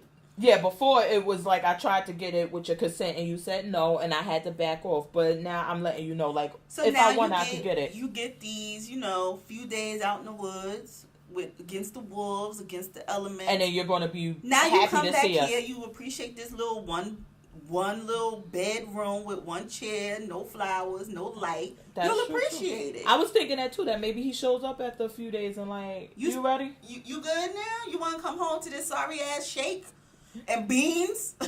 But I'm like, because when she got out there, I'm like, run, bitch, run. But then I'm like, yeah, exactly. Because then my thing was too, I was like, well, shit, how far are we from Canada? Bitch, just North Star, having like a Harriet Tubman memory. Go. She fucking white. She can't be Harriet Tubman. She know the history. Because I'm like, damn, she don't got no GPS. She don't have anything. Girl, you better find that North Star and just go. And so then I'm like, all right, is there any food or water in the house? Because, well, the water, I didn't think that the water would be that necessary because it's snowing. It's snowing. Yeah. But I'm like, because she runs the risk that if you stray so far away from this house, that you'll be out. Nothing. And you can't get back, and now you're just going to die out in the wilderness. And then if it's... Maybe she could get some breadcrumbs. Like, I was just about to say, because then if you explore too far trying to figure out where you are, it's fucking snow. You ain't going to find your tracks. I know. You'll be like, wait, are those my tracks? Is that my tracks? Is that the wolf? I don't know. And maybe that was intentionally done by Fred. Like, I'm going to send you somewhere where... So remote. That you're not going to be able to get anywhere, even if you wanted to. You ain't that smart. Yeah. I don't know. Oh. But she got a car, so if she could get out with the car. Come on. Something. Oh, that was a good episode. It was so That was good. Yeah, that was really, really good. And what was the other one we saw with the oh my god, the guy dying when he was having sex with the But what I thought was, are they now going to think that the unwomen have something that is killing the men? See, I thought about that too. I thought about that. And when she got up and stomped on his wink, I was like, oh my god. No. The best line was when she helped him. She said, "Oh, I think it's best I stay on my back." I said, know. Yes, bitch. Girl. Oh my god. I love when they put their own shit against them. Woo. Woo. I was up there like, God. oh, that was the best thing. And that's good. And she just sitting there like, because what you gonna say? Say something. What you gonna say? Blessed be, bitch. Oh my god, that was the best thing ever. Oh my god. But I was thinking, I was like, are they gonna try to say like, oh, it's something with them? I thought about or that. I could totally see them doing that because everything is the women's fault in this culture. And then everything. We have this old wife now, and then she has to be remarried to somebody, or it, like, I don't know. It's Or just become an unwoman. Yeah, it's just like so many different things. I was like, this was a good episode. This one was good, and now we got 4 more. Yeah. 4 more. Yeah, so we could get enough information to be for. Yeah. Did you watch Cloak and Dagger this week? Yes, I did, and I finally fucking understand something this episode. I was like, okay, I got it. And white people, y'all gotta lay off the Tyrone. We got other names. But yes, this week I was like, oh, thank God, I'm getting somewhere. Oh goodness. So we saw that they are exploring their connection, for lack of a better word. And when they come into direct contact, they're repelled. But they can be in each other's area. But they just can't, like, touch with their powers going, it seems. I don't know if it's without their powers going. But when she had the white light, he had the darkness going. And they was just like, shoom, separate away, separate rooms. But, so what's up with her power? Because I thought that when she was with the mother's boyfriend, the lawyer, and she finally saw like, oh, okay, I can see what's going to happen. And she saw that he was actually a good guy, and that him and the mother were going to be together, get married, and this and this and that. But it's not, it's not like a premonition. She's not seeing what will happen. Those are his hopes. So that was what he was hoping would happen in the future. The mother would be clean. He would be able to be married. They would be getting married. The daughter would have accepted him, and they'd be their own unit. That was what he was hoping would happen. And that she would pass him the cilantro. Yes. Yes. It just so happened that in his hope, they were making the exact same fucking dish. But yeah, no, she only sees hopes, the things, what you would want to be in the future. Oh, whereas the boy sees your fears. Yeah, I got that part. So they see the light, dark, they see the opposite of each other. I wish she wasn't white, but whatever. I told you that bugged me at first, but oh my god! But then she see the lawyer guy get murdered. He gets murdered, and I mean, we can only assume it's by the corporation. Yeah. But they didn't know, I guess, about the safe, so we see her go back in and use her dagger to cut it and take the records from the safe. So now the dagger thing is like we were saying, I think a few episodes or maybe the first one ago, like when she needs it, it will appear. Right. Because she ties herself up and jump in the water. Yeah. And I don't think she really wanted to kill herself. I think it was to see what would happen. Yeah. And then it comes out. Yeah. But apparently it's not just when she's in danger, because we see her get it for the safe as well. That's what I said. When she needs it, it'll appear. Yeah. So. But I mean, I thought, like, because when I saw her first jumping, I was like, oh, so she can only do this when her life is threatened? But then when we saw the safe, I was like, oh, okay, so it's just, okay, I need something to cut. Or I got maybe a tomato it's like here. the X-Men, like how where they have the powers and they come out when they need them or in different times. They just can't control them. And Professor X kind of teaches them to control them and get them whenever they want. That's as true. opposed to when the power decides it's time for you to have it. That's true. So maybe we don't she just see need to them. get Professor X. I was just about to say, we don't see them with like a superpower mentor. So they don't know how to make these things work when they need them to. So is Professor X coming? He's not Marvel though. Who would be the Marvel version? Yeah, he is. X-Men. X-Men's Marvel. Yeah. Okay, so maybe he is.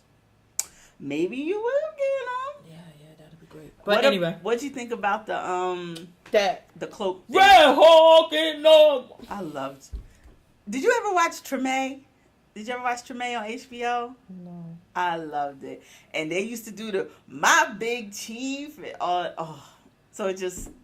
I get that they're trying to explore this whole thing with the Louisiana culture. I guess that's what it would be called because it's just down there and it's some. But I guess they're trying to go into that and explore that and everything. But I thought it was also exploring the father's separation from his roots, because obviously this is something he was brought up in, and he had disappeared for a long time and was living on the other side of town. But it seemed like after the son got murdered, because remember, he goes to do the thing, and he's like, don't touch that one. The son had been there, right? Because that was yours. So the sons, and I thought that it was just that once the son got murdered, that kind of brought him away from it. Everything. Mm-hmm. Could be, yeah. Definitely. Because the son was there, and when he was like, I'll fix it. Sometimes that little boy can't act, though. No, he can't act at all. Not sometimes. When he was trying to tell us that, I'll fix it for... whatever the brother's name is. Line. I was like, oh, God, this is bad. The acting is really bad with him. Yeah. The girl is good, but he's The girl is good, yeah. And what else? Oh, and I thought she touched on something with him about the suicide by cop thing. Mm-hmm. Him going back and forth with the cop. I was like, oh, that's an interesting take. But I like that. So now it seems like they're mentoring each other, because she kind of tells them like, well, how did I find out stuff about you? That's what you need to do. Go back and do this. And it seems like now he still believes that it's the cop. But I thought that either it was the preview for the next week or at the end of the episode where he says that that's the guy. He sees the guy at the corporation. And so then he knows that their purposes are now aligned, and then they're going to work on this one thing. I don't know. And then he goes, like, we see him having like a bit of a nervous breakdown when he initially tries to go into the police station and try to get in and find the guy and report the bike. And we see at the end he works up the nerve to get it done and go in there. Well, after she talks to him. Yeah. And then she tried to take the pills and stuff, and then she ends up not taking them and throwing them across the room after he tells her about what she's doing. It's good. They're like the yin and the yang. They're At least I understood this fucking week, because before I was like, I don't fucking know what's going on. I'm still like, though, so she just gonna forget about the boyfriend altogether who got busted and needed her help. Yeah, fuck him. She's still in town, and he like, ain't doing no bitch. Fuck that. You just not even gonna bail me out? You fucked my car up? Nothing? No, fuck him. Oh no, this is gonna be a problem. He gonna show back up on her doorstep. You ain't no ride or die. He gonna show back up on her doorstep. So now is this cop? I think that this cop is going to kind of start helping her. The female cop, yes. Yeah, I believe so too. Because it seems like this is going to be the way for them to kind of get together with this guy, and then she's going to be like, well, what are you into, or whatever, and catch her doing something, and kind of help her with this thing. I agree. Oh my gosh, this one. Well, like I said, at least I understood what the fuck was going on. Did you watch Pose? Yes. What did you think? Did you like this episode? Yes, this one was better. Okay, I really did like this. Girl, it had me in tears. Him having sex, I'm like, what the fuck? Y'all kids don't listen to shit. She just told you if you want to have sex, you go get the fucking condoms. Like, I don't understand this. I was not confused at all, because I'm like, this was really clear. Get the condoms. Y'all in the house, so you know the condoms are there. Get the condoms. What did you think about Miss Electra, House of Abundance, stealing their money to go get... I loved it. I'm sorry. That was the best thing ever. When she was like, oh yeah, we got $2,300. Oh yeah, it's gonna be a nice Christmas. Let me put this down payment. I need to put this down payment on the surgery. Oh my gosh. When I say I almost fell out, I was like, yo, this bitch ain't even take out $1,000 for them $400. Nothing. No thing. She said But all of this. did you see who's gonna be her sugar daddy? You saw the preview for next week? No, I must have fell asleep. It's the one from Law and Order SVU. Who? Christopher Maloney? What's his? Because their name Stabler? is Vincent. Yes. It's gonna be him. Oh my God! I did not see that coming. I thought they were gonna have some old white man. No, it's him. Oh, I know. I was like, oh, I can't wait for next week. How did I miss that? Oh, because she tells him that she wants to have the surgery, and he's like, well, I always like my women with something extra. Hey, all right. And basically, like, I like the wrinkle. I like the zit. Yeah, like, don't get rid of it. And so yes, it's going to Stabler. be, I guess that's going to be the Stabler thing. got fined too.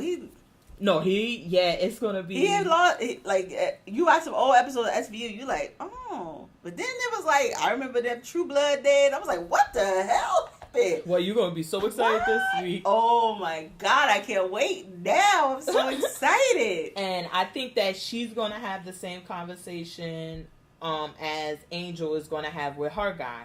And she says, like, what, you wouldn't want me if I had a sex change, if I had the operation. Mm-hmm. And he's like, I don't know. But her Electra guy says, no, I always like my women with something extra. But shit, Angel's tuck is so amazing. Why would you even need it? Like, when Angel was standing up there with them damn shorts they don't want on, I was like, you don't even look like you have anything. Like, your tuck is phenomenal. Well, they want to be. Just lube up right there in the middle. Lube up right there in the middle, and I got all I need. Like, they don't want to be drag queens. They want to be women. Angel's tuck, I can't tell. No different. Like, when he took down them shorts and had on them panties, I was like, where the D? Where the D, the B's, all of it was like pulled all the way up, honey. You know how that works because you watch Drag Race. I know, but I'm just saying. I was like, yo, Angel, your stomach is so flat. Your tuck is so amazing. It was like, is this CGI? And now they got the underwear because I learned on my house that just do it for them. But we see Electra with the and then she has the duct tape, and I guess she's gonna go through the thing of how she does it. Oh, So what did you think about? Well, so the really emotional thing for me, of course, was the hospital scenes when we get Mr. Tell It All, Show It All, Pray Tell, Mr. Pray Tell, and the dance instructor, who for a minute I thought they were going to see the same person. I did too, and they made us believe that. Like, look at them, because I guess it was the show. Like, look.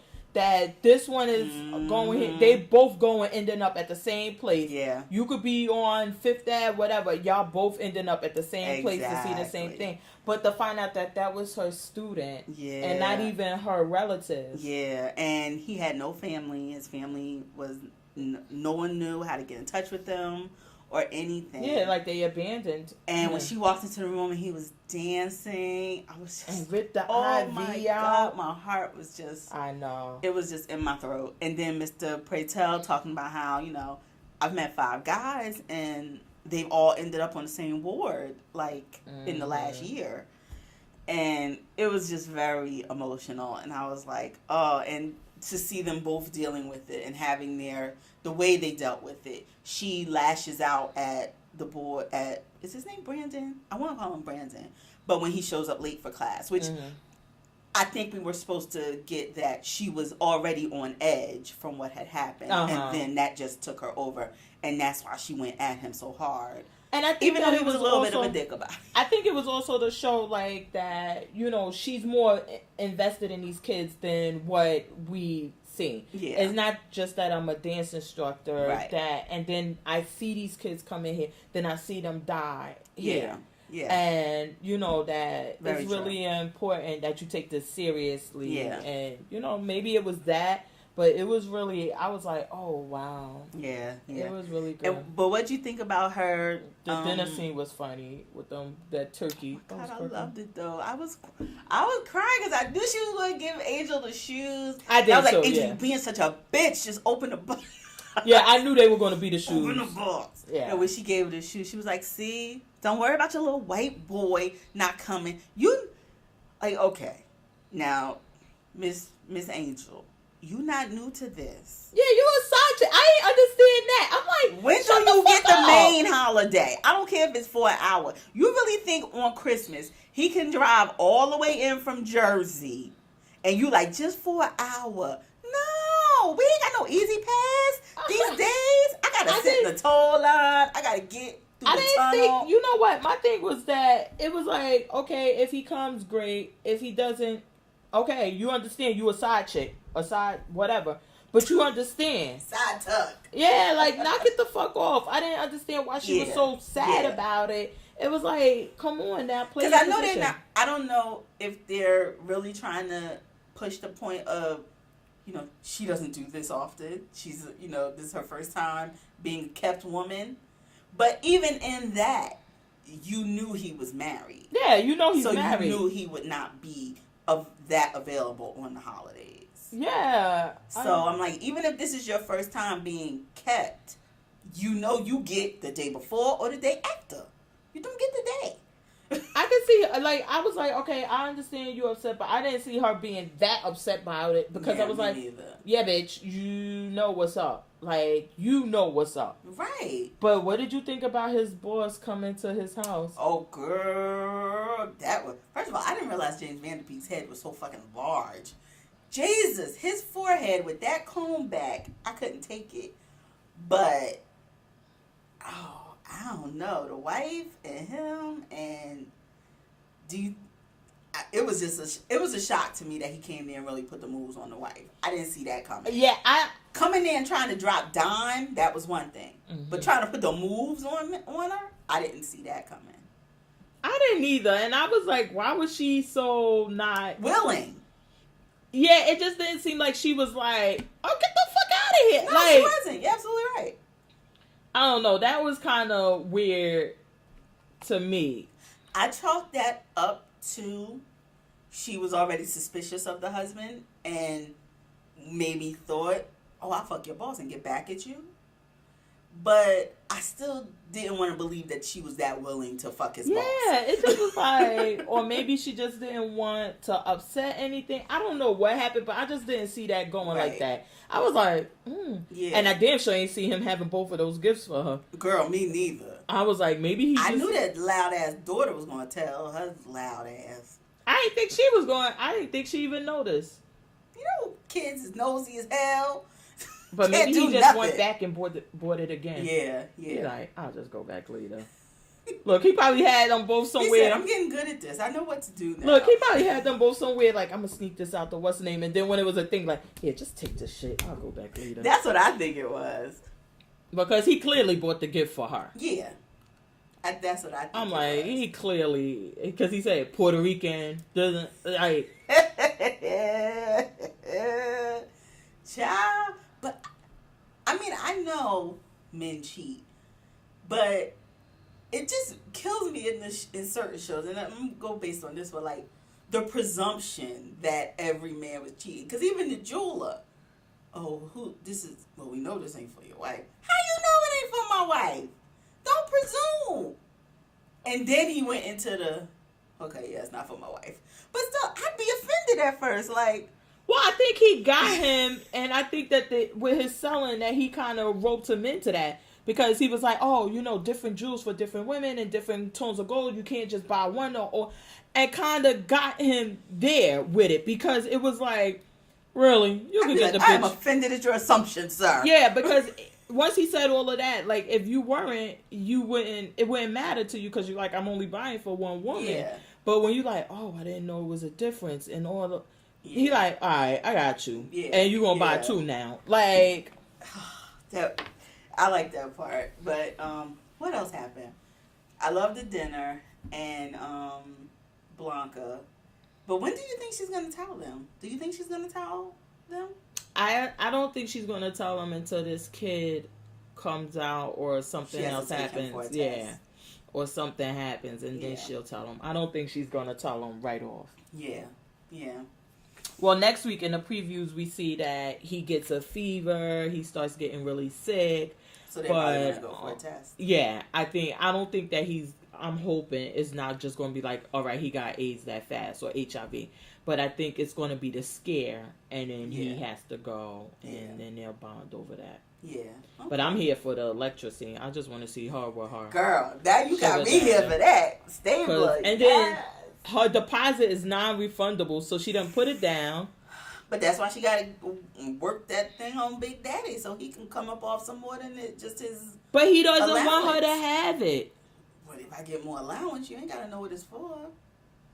I need more allowance, Daddy. Then once I get it, you want to see it, and then what? Yeah, but I got what I wanted. Then I can move on to a Big Daddy that like the slit.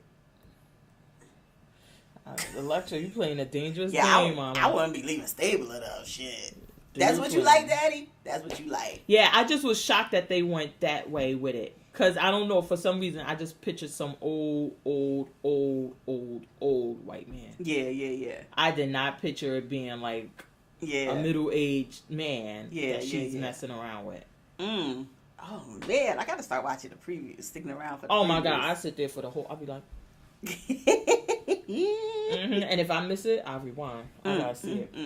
Did you catch up on Queen Sugar yet? Yes. And I watched this one where she basically sold the sugar mills to these other people. To these white people? Yes. Yeah. For a 1% interest. Which she thinks is going to get her what she needs to not have to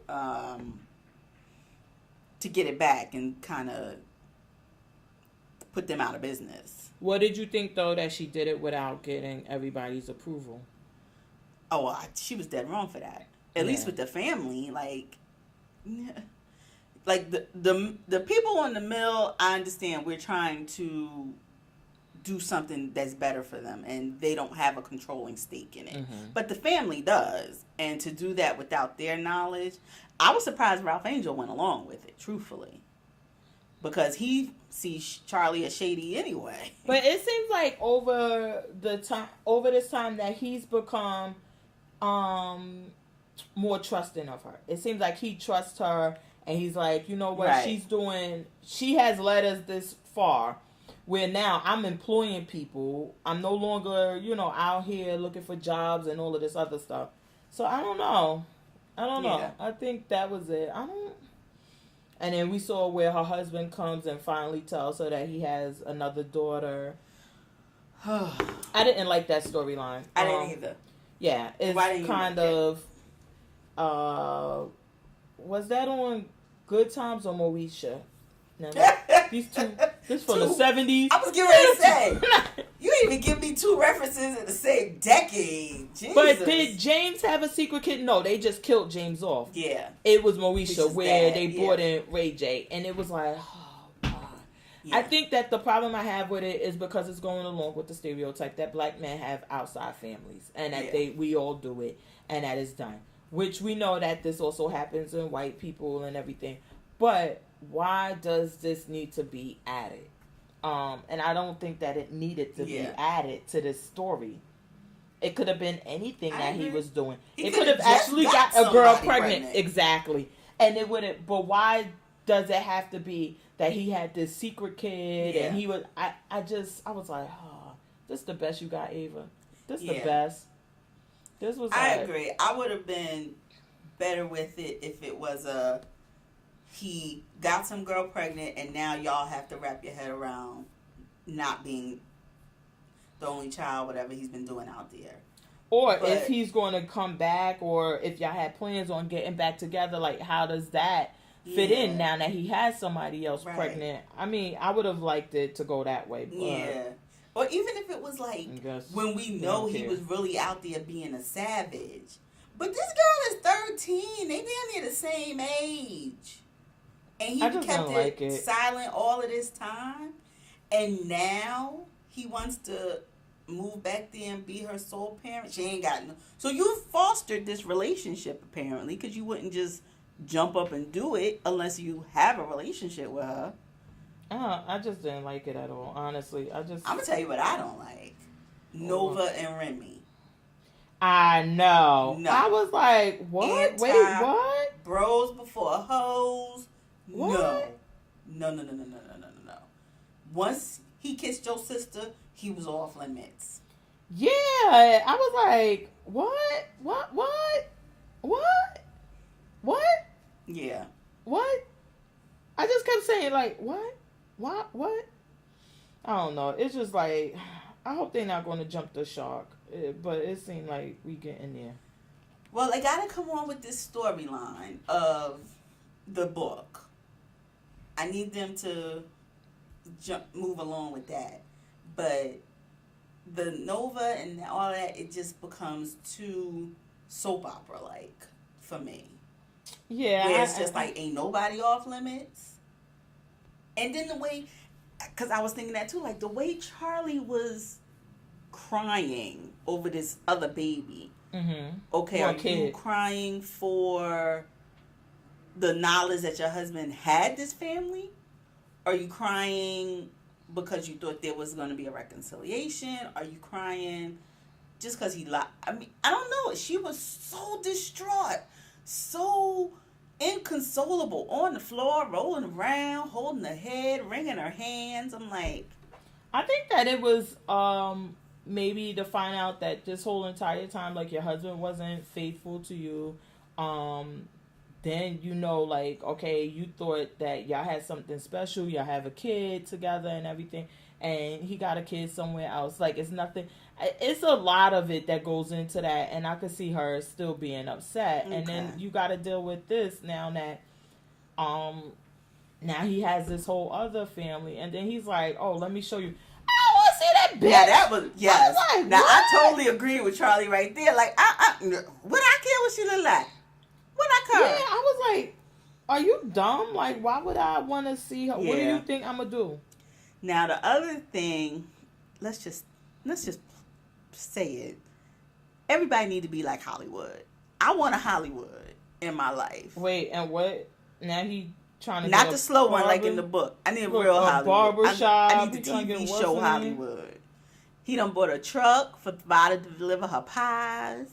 He gonna be an entrepreneur, and he still support, even though you feeding him these nasty ass vegan cornbread with quinoa and some shit. He said, "Nah, Blue, we going to Carl's Jr. Come on, we're going to get some of these nuggets."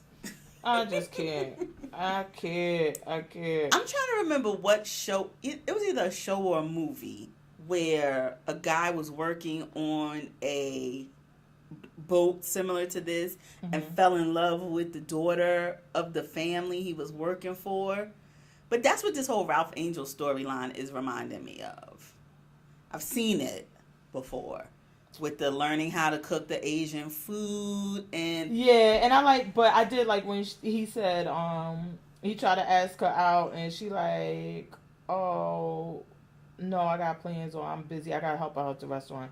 And he like, oh, I see how this going. And she like, you know, it's other days, right? I know. Right? I was like, you dumbass. We was having this discussion though. Ralph Angel got to stop whispering. It drives me crazy. I mean, I told you, I live in closed caption land, and sometimes I still be like, "What he say?" Girl, I just gave up on what he's saying. I'm like, fuck what he's saying. I just don't care anymore. It's you driving me crazy. What do you think is this whole? Was Blue gonna? Two things.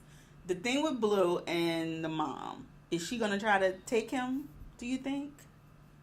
I don't know what's going on with her because I didn't even understand. I'm like, wait, what? Because she took him for a little while and then he was like, oh, I thought you coming back home. When are you going to come back? And I'm like, so none of y'all told this kid that this shit was y'all over? broke up. Yeah. Right. No, they hadn't. Because then we see in the episode they actually sit him down and tell him. I was like, listen, I can't with y'all. Now, what you think about this boy living on the property, though? We was having this whole discussion when this first happened that was somebody going to be trying to do like Ralph Angel did and be a little underhanded? Was he going to not want to help someone out? And now we got this one. We saw that he actually did help him out. And he keep coming back for more. Now he need a place to stay. Now he need it for more than one night. Yeah, I don't know, but I think something's gonna be up with him. Yeah, I don't know In if I my trust him opinion, I either. think something's gonna be up with him. For some reason, I just think something because they're focusing too much on him, Right. or maybe he might be gay and think like, oh, Ralph Angel is too. I'm thinking Ralph Angel's just gonna come home one day and damn TV gonna be missing. So I don't know. if he got a TV, I ain't never seen him watch TV. Yeah, me neither. Yeah, weird. Whatever. Um, did, Did you watch oh God, Black Ink? Chicago. I love them. God, I love them. Why do I love them so I much? just don't know why. Why? When I know how you talk about Van, but when he took his daughter to the movies and all of them boys came down the That was street, good. I like that part. I was like, all right, that down one was with his actually damn funny. muscle tank on. Yeah, All I think saw that one was was Bad funny. Boys. Remember what was that? Bad Boys 2 or 3 or something when the daughter was up. They was I said that part was funny when they all came down the street. I was like, okay, they that was one like, was funny. you got a beard? How old are you? I was like, that one was okay. I was like, oh my god. Oh my goodness. Only thing I can't, and then I loved when Ford was like, Charmaine, shut the fuck up. It's done already. Ryan moved on. We're not going to spend all the rest of our lives talking about how he did us wrong. Well, But I'm like, Ford, the producers, tell them. want. Yeah, I wish she would have said, well, Ford, I don't want to. But the producer told me I had to do this. Because it was like, come on, Ford. You really don't know that she's being made to say these things. Right. I was like, this is your whole storyline for the season about how Ryan moved on. Yeah. Come on, Ford. Cut her a break. And I know what they were trying to do with Ryan being at the same show and da-da-da. But I'm going to tell you the truth. It made Ryan look a little like a punk to me. Because he is. Because you're up there. I'd have more respect for him if he had a banner that said 9 Mag and there was nobody there but him and somebody to take the money. But you really went and hired a fake ass crew of people to be there just for the convention? Those people ain't gonna be working there tomorrow? Well, I thought that was a bit bitch ass to me. 'Cause I'd have more respect for you if you like, look, I lost my whole crew. I'm rebuilding from the ground up, and all I need 2 turntables and a microphone, me, a gun, and somebody to take the money. That's it. I don't need nothing else. I'd have had more respect for that. I disagree. I thought I would have liked for him to have the thing and put up like this is the new 9 Mag and whatever. I mean, clearly it couldn't have just been 2 of them because we saw at the old 9 Mag station, they were like, we don't even have enough people to tattoo and do whatever. So I just don't think that would have been smart because you're there to make as much money as possible. And it's like, you only got one tattooer. Ain't but so much you're going to do. Even if you hire a bunch of temps to tattoo for the day, you want to get the money in. I didn't mind that part. And then he had merchandise he was selling. He had everything. Like, yeah, you need people. You got to have people to work this and make the most amount of money. I just thought it was, I don't know, it struck me as pussy coming there. And we know it. Like, even if they didn't know it, because they see it as, he done hired all these new people. I just saw it as you fronting to make them think they've all been replaced. But this is not anybody you're going to be keeping at the shop. You're going to beg Junior next week to come. Other than that, it's just going to be the 2 of you there. These are not people you would keep around. So to me, I could have seen it as, even if you'd have said to Junior, come sit here in my 9 Mag thing. But to have these fake people if he's opening up a shop, which we saw, he found a location, he's opening up a shop. You gotta have people. You just gotta have people to tattoo. If not, you're gonna lose money. Right, if you don't but the people he took to the convention won't be there. But maybe that's their trial run. Like, listen, come tattoo with me for the day, whatever. I don't know how tattoo artists get paid that way, but from my understanding, it's some sort of a split that they get. But, or even, listen, I pay you $300 for the day. You're going to be doing a bunch of little tattoos or whatever. And then you get to see their work and see what they're about. And like, okay, I'm going to keep this one. I liked how he worked. and I'm not keeping you. I don't think that it was just I don't know. It seemed like he had for that purpose. It was like, and I don't know if you ever saw the movie Spaceballs, when they ran into their doppelgangers, and it was like you had a fake Charmaine, a fake Don, a fake Van. Like, they even kind of looked like them. And you up there posing with them. Like, this is the new non-mag. And I'm like, I could pick out the doppelgangers for each of the people that you left behind. Maybe I wasn't paying attention to them enough, because I didn't even know what the fuck the people looked like. Yeah, I just knew it was a lot of them. I'm like, damn, it's a lot. And then when they was actually in the shop, was him and the white girl flirting in front of the girlfriend or whatever? Why they keep showing her? And she had so many questions. She was just so studious. I don't like the girl. You know I don't like her. So until she finds Jeremiah or some other person, she could go get lost. Shut up. I didn't like that. I just don't like that they keep dwelling on that he left, he did this. Now, I do understand what they're saying is that, look, when Van kind of went to go say, I understood more. Because I'm like, what the fuck? Like, move on. He like, we built the reputation of non-mag. You didn't do it alone. We did this. And so, yes, you owned the name. Yes, you owned the shop. But we built this so that it had that reputation. And then you just like, oh, well, I'm going to take it and go over here. Take my ball and go home. Yeah, and you have every right legally and everything, but it's fucked up the way you did us. Yeah. Now, when he said that, I was like, okay, now I do understand. Because it's like, if I have a business, or even like this podcast that we do, and you've been dedicated for over a year, and then somebody comes, well, rest in peace, Combat, because remember, that was our thing before. But one of these things come along and like, hey, we want to pick up the podcast. We love it. And then I said, okay, no problem. Great. I'm going to go sign all the papers, everything. And then I'm like, okay, well, I'm going to go get a new girl now. Right. I think she's funnier, or I think something, and just cut you out. Mm-hmm. It's like, that's not fair, because even though it may have been my idea or whatever, or I may put it up money, whatever, you still put in your time and help build it. Yeah. And then to just like not even sit down and have a conversation with you, which I understood what they were saying also, is like, well, up until that point, I didn't. But when he came, I was like, I do get it, because it's not like he even came to them like, look, it ain't working with us. This ain't working, whatever. Even if he didn't put the money or the shop or whatever on the table, but like, listen, I'm going my way, y'all could go yours. Yeah. Or what I think would have been fair is like, listen, this ain't working. Here's what I'll do.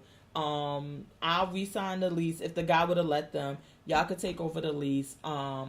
If y'all want to license non-mag name, y'all can. But I own the rights to the name. This is what it is. And I'm still going to carry on tattooing. Yeah. So either y'all can license it and call yourself non-mag 2 or whatever, and y'all just pay me. Or you could start a whole new name. But it's not working with us. Yeah. I think that was what Van Nisha was getting to. Was like that. It wasn't that. Because now you see the difference. It would be the same, like if I did it to you and I didn't come to you. Yeah, I know what you're saying with that. And even if they said, like, even if he went somewhere else and they like, oh, we don't like Van Nisha, we don't like Charmaine, we don't like, at least to say, listen, y'all my peoples, I'm going to compensate. I'm going to do something, because they're right. Without y'all, I couldn't have gotten here. Right. No matter what, even if you're just answering the phones, I still need somebody to answer the phones. And if you didn't answer those phones, think of how many people I wouldn't have been able to tattoo, and then I wouldn't have got. So I think that's what Vanisha was mad at. I don't think that 4 is into tattooing. I think it is, as he says, it helps to pay for my studio time. Yeah. It doesn't seem like he's passionate about it, or that this is his livelihood. Right. Don, God bless him. Because up until last season, he was for his assistant only. He was on down the couch. He was steady. Yeah, he was doing nothing. So I guess it doesn't matter. It doesn't seem like Charmaine cousin even worked there. It doesn't seem like Charmaine fucking works there. So I don't understand their part. Who do we see her on the current attractions fighting with? The Spanish girl. Yes. Because the Spanish girl tries to hire somebody else or whatever. And she like, why didn't you hire? But I understood what she was saying too. She's like, listen, I only when they said it did I get it, because she's saying like, Ryan, I moved out here. You scouted me. You moved me out. I moved out here to work under you and work for Non-Mag. Then you leave and you don't even tell me. Yeah. Like, that's the thing. And so... And two, I guess my thing with Ryan is, it was never about the work. He made it a professional because he didn't like that he felt they were choosing Kat over him. But it wasn't like they were, I don't know, you led with your dick and then you get mad because we like, your dick can't make decisions around here. Yeah, I just don't get that part of it either. And if Kat come back on the show, I'm out, because clearly Kat has opened up a shop in Beverly Hills. If she pops up talking about she needs to work at Non-Mag, I'm gone. I'm gone. We saw Don's wife leave him with the son. One baby, Lord. That was so sad. I'm like, oh my God. Lord, he was like, wait. The baby was so confused. He was like, wait, where you going? Where you taking my brother? I like Don though. I swear, I root for him. No, see, that's why he got all these babies every season, because chicks like you like him. No, I know. He's pregnant next season. Because it's like, I want you to do. But I want him to do right. I don't want him to keep having sex with randos and getting them pregnant. You know, I think it's gonna come out this baby ain't his. Really? I think so. He fucked her, no doubt. We saw the Snapchat. I don't think this baby gonna be his though. So. You're going to be actually bring your storm having hair ass back home. I just don't understand this though, because if you're having sex with a random chick, you should definitely be using a condom. And if you use the condom and you took the condom off afterwards, she can't impregnate herself. I was about to say, and the semen was in there, so you know it didn't leak out. You tie it up, you take it with you. I think that everything is pretty safe to say you wouldn't even have a doubt whether or not you were the girl's baby father. Right? I would think so, but we know Don does not always think clearly. And even though condoms are 99, we know he ain't 99 and probably did not use a condom every time. Yeah, so that's the only... But then, so my point would be this. Would you be mad at the fact whether or not he got this girl pregnant, or would you be more upset that you're cheating on me and you're having unprotected sex? The unprotected sex would be more offensive. Thank you. So me. I'm like, what? The fact that you're saying, well, if I am that baby's father, that already let me know you fucked her without a condom, because you wouldn't be saying if I was. You'd be like, yeah, bitch, I could never be your baby father. Yeah, I spit in this tube right now. Yeah, like... No, yeah, that would be more offensive to me. But did you watch, Penultimate? Yes, I did. So, Giselle and Robin are just so messy. But they really trying to pull Monique into the messy and make her seem worse than what...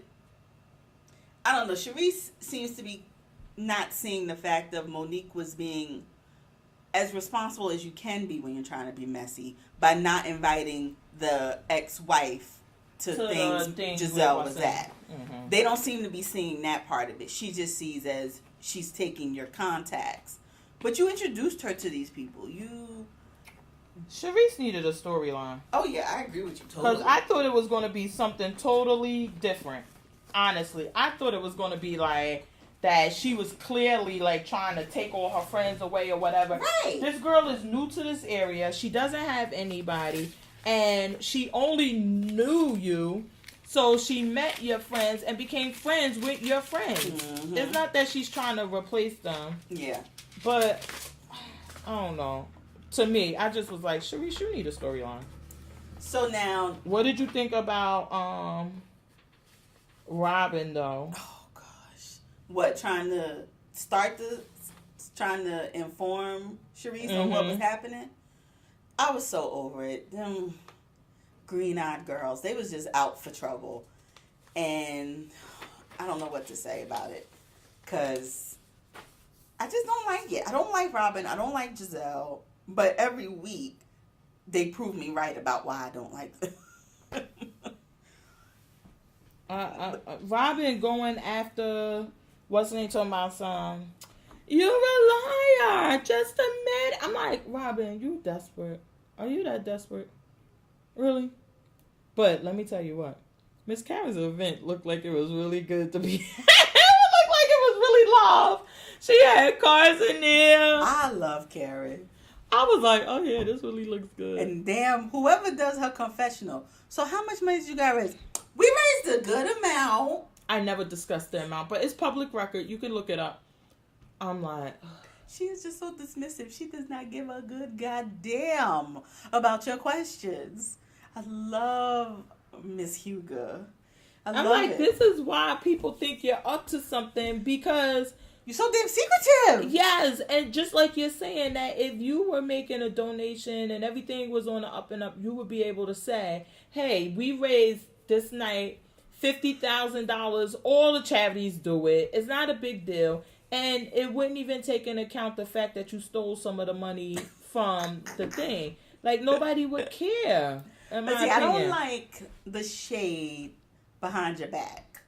Because, what was it, Ashley's husband? Oh, well, you know, Icon. Con is the key word. Excuse you? Mm-hmm. I said, does it sound like Grinder? That's what somebody should have said. Does Con sound like Grinder? I think that he was, honestly, because it did seem shady, and everybody was making a comment that, like, who, I think Monique started it, like, well, who did you make your check payable to? And who you making your check payable to? And this and that. And he like, yeah, I ain't giving her my money, like... And that's fine. And if he'd have said it right there, it would have been like, oh, hi, you right, Michael. But then you got to go all the way in. You don't want it from Karen. I was about to say, I just thought it was funny. I thought it was funny, and I thought, given the situation, that everybody was like, yeah, Karen, you doing the most around here. Yeah. Like, something ain't right. And what about that model Sharice hired to be her date? I ain't got time for Sharice. He was standing in the back while she was talking to the girls. He was like, when is my hour up? Is it? No, not yet. Okay. Like, can I leave? What did you think about Ashley when the uncle was telling her, like, he's not going to have kids with you because he doesn't want to have kids with you. He just wants a trophy wife. And then what we all been thinking. Yeah, and then who did she talk to? And somebody you should have called his ass before you signed that damn extension. Why would we have this discussion after you done signed it? Well, you know what she should go do? Get pregnant. Oh, can you imagine if she poked holes in the condoms? Or you think she's on the pill? I don't know, but I say go get pregnant. By the young... You know who I always thought she was fooling around with? Who? This is going to be so shady. That fine-ass chef at the restaurant. Because they always used to seem a little flirty to me. She probably like, wait till this prenup done. This shit done. You're not. What? Fuck you in the kitchen who was on it, top the of the other kangaroo? person that told her that, yeah, I think the same thing. I agree with him. It was somebody else. And she was like, well, why didn't you tell me that before? I don't know. Who was she talking to? Because I remember her talking to Candace. But it wasn't Candace. It was... I forgot who it was, but I remember when she was talking about it. And he was like, yeah, I don't think he wants to have a baby. I think he has trophy right. And she's like, oh my God, my uncle said the same thing. Yeah. Oh, who was she talking to? And that he's just using this new thing as an excuse. And I think we said the same thing too. Like, he doesn't... You're nice to have on his arm. You're nice to go out for a good time. You ain't raising none of his kids. So, girl, go somewhere. Yeah, well, what did you think about... Candace is such a drama queen. What did you think about this crying? First of all, I didn't like her calling up her father, asking for more money to the wedding. And he's like, yeah, no, bitch. Well, no, he really didn't say no. He's like, if your mother puts in another whatever, then... I don't understand this, though.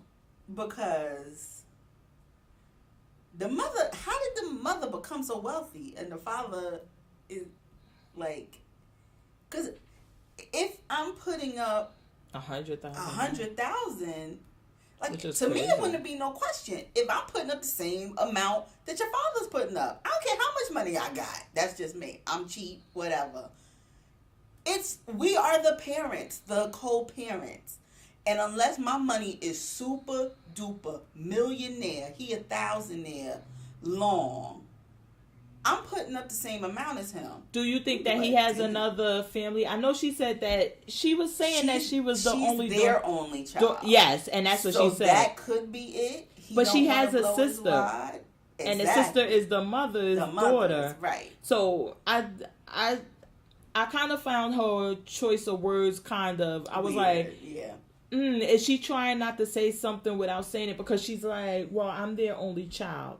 And I'm like, okay, that means them together as a couple. But does the father have another family? And he's like, I'm not blowing $100,000 on you getting married. Like, are you crazy? But they wasn't even asking him to come up to 100. They was like, can you just give more? Well, I thought she asked him for another 20. Right, but if the mother, that's still 50,000 less than the mother is giving.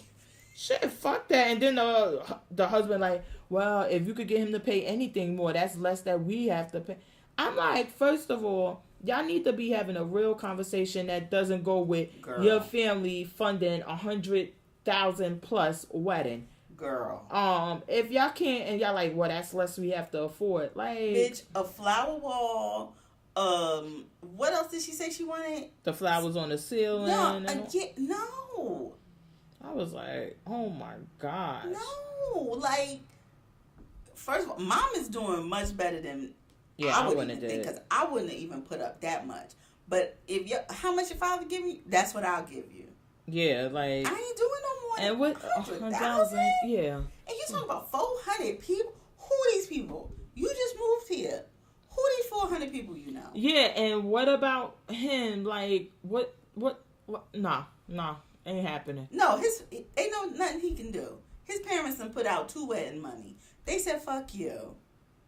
Sorry, it's not. They said no ill will. Well, I think that they old enough that he should be paying something, but whatever. I agree. But what was the whole thing about her like crying? I didn't get that. I'm like, what the fuck is going on? I think neither one of them wanted to say that they were totally drunk when they were leaving this event, and apparently he was trying to call an Uber, and she wanted him to hold her stuff so she can go pee, and they got into this big blow up. And we was talking. I think we've talked about this before. Uber? Don't you just order it on the app? But I mean, I guess he was like, I can't order it. Put in the address. Hold your pocketbook and your glasses and your shoes and all your other shit that you ain't have to bring. I guess it was, like I said, I think they were just both really drunk, and it was one of those things where it just escalated. Because they obviously fight dirty, because it goes from him calling her spoiled and some other things that she didn't like, to her saying, you're the deadbeat like your dad, and I'm like, wait, how did we get here? And you are spoiled, like. Well, and he's reaping. I'm about to say, and he's reaping the benefits of you being spoiled, because y'all live in a house that your mother paid for. Y'all do, like, come on. I just can't. I can't. But did you watch New York? Of course I did. Of course I did. What did you think? I don't have. I think that Bethany and them were right about Ramona. Because even though I felt that what she did was fucked up, I was like so laughing and on her side by the end of it. I'm like, wait, how do I feel about that again? I really don't feel like Ramona had ill will behind it. She don't know. She don't care. Yeah, I think that she really, honestly, I think that she doesn't care. But I think that should have been it. And I thought she came across like, listen, I really don't care. And I like when she said, well, you didn't even invite me to the wedding. And it's like, yeah, so let's stop. Was like, wait, we back on this. Like, let's stop faking like we friends and we all of this cool. You didn't invite me to the wedding. She was like, I didn't think nothing of your marriage because I told you what he was before you married him. We all saw the divorce coming. And I just wanted to go to the party. Now, I think that was their problem because she had been arrested and everything, and it was like, okay, you really, how they were putting it is like, you're just hard up to be at a party and you don't care. But I thought initially their thing was like that he did your friend wrong and you want to be, and it was like, no, my friend was going to the party and I just wanted, she told me that, call and ask could I go, and he said no, I'm at capacity, and that was it. Like, to her it's like not a big thing because it wasn't about him, it was just about me going with my friend to a party. Yeah. And I was like, but I think, and then again, her not saying it, I think she kind of knew. That's where I think it kind of looks bad, because you sitting there acting like you don't know what they're even referencing. Uh-huh. Like, what? That's where Ramona, to me, has always gotten it. You can't play oblivious. You knew what you did. If it had been done to you, because even, was it Sonia or Tinsley? I can't remember who said it. That was like, just on the strength of you, I hate Mario. He can't, I couldn't go to a letter opening, a book reading, nothing. Just on the strength of you. So even though, yeah, you had a friend that wanted to go, I don't think your friend wouldn't have understood if you said, look, this is a former husband of a friend who I'm really close with, even if you're not that close with, and I don't feel good going to the event. Mm-hmm. Let's find something else to do. I'll treat you to another dinner. Now, when they get mad at where the thing going into all of that detail, that's when it would have been like, well, how I know? I wasn't that way. And that's what she said. She was like, well, you didn't invite me to the wedding. I don't know that's the boat. I don't know that's the hotel. But I think that the fact that he invited Sonia. And it was like, well, Sonia told me, and then it was like over with. And I'm like, yeah, like if you feeling any type of way, not against Sonia at all, because Sonia always told you, like, he was always a good time. That's what I did with him, and it is. But he invited her. Yeah. So, I mean, he was ready to. It says to me, he felt Sonia was the woman of loose morals who would let him hit it again. That's what I took that as. Probably because they used to get down. Yeah, that's Sonia what she said. Oh, so if you are openly inviting her, you thought she was going to be the one to be like, yeah, sure. And Sonia is a lot of things. Sonia Morgan is she tries to be a good girlfriend, I feel like. Me too. But what did you think about, we saw they battle again about this damn dead husbands and the divorced husband. Dorinda is really getting on my nerves with this. I thought Bethany was being Captain Save-A-Ho. Because when Sonia said it, I did assume it was her family's, because she's like, it's my family's crest. I'm like, the fuck, are we in Game of Thrones or whatever? I know, right? And I'm like, but whatever. Okay. I did assume it was hers. And then she like, oh, your family got a crest. She's like, well, it's the Morgan. Like, I'm like, okay. I just don't see why Dorinda gets so hyped up about it. Mad about it. Yeah, it was like everybody else just was like, like, you still call her Sonia Morgan. You don't intentionally go around calling her Sonia, whatever her maiden name was. Like, if she still sees them as her family, and like Sonia said, as crazy as she is, she said, I still sit on the board. I still have voting rights. I make decisions in this family. So yes, this is my family crest, and I can make money off of it. Where to lie? Yeah. Well, now, I don't agree with Sonia. I think she going a little far. This is her family crest. This ain't your family crest. You were married to him. Your daughter, yes, whatever. Whatever. I don't agree with her, like, oh, this is my family, and you feel so involved, because he has a new wife. So it's not like y'all were married and he died, or y'all were married, he divorced, but he didn't remarry, so you're still in. He got a new wife, and I'm sure he got kids with that wife. Like, come on. Yeah. But I don't care. Right. I think that's what Bethany thing is like, why? Care? I thought if she would have just focused on that. Like, why do you care so much? Why are you beating her up so much about this? Why the fuck do you care?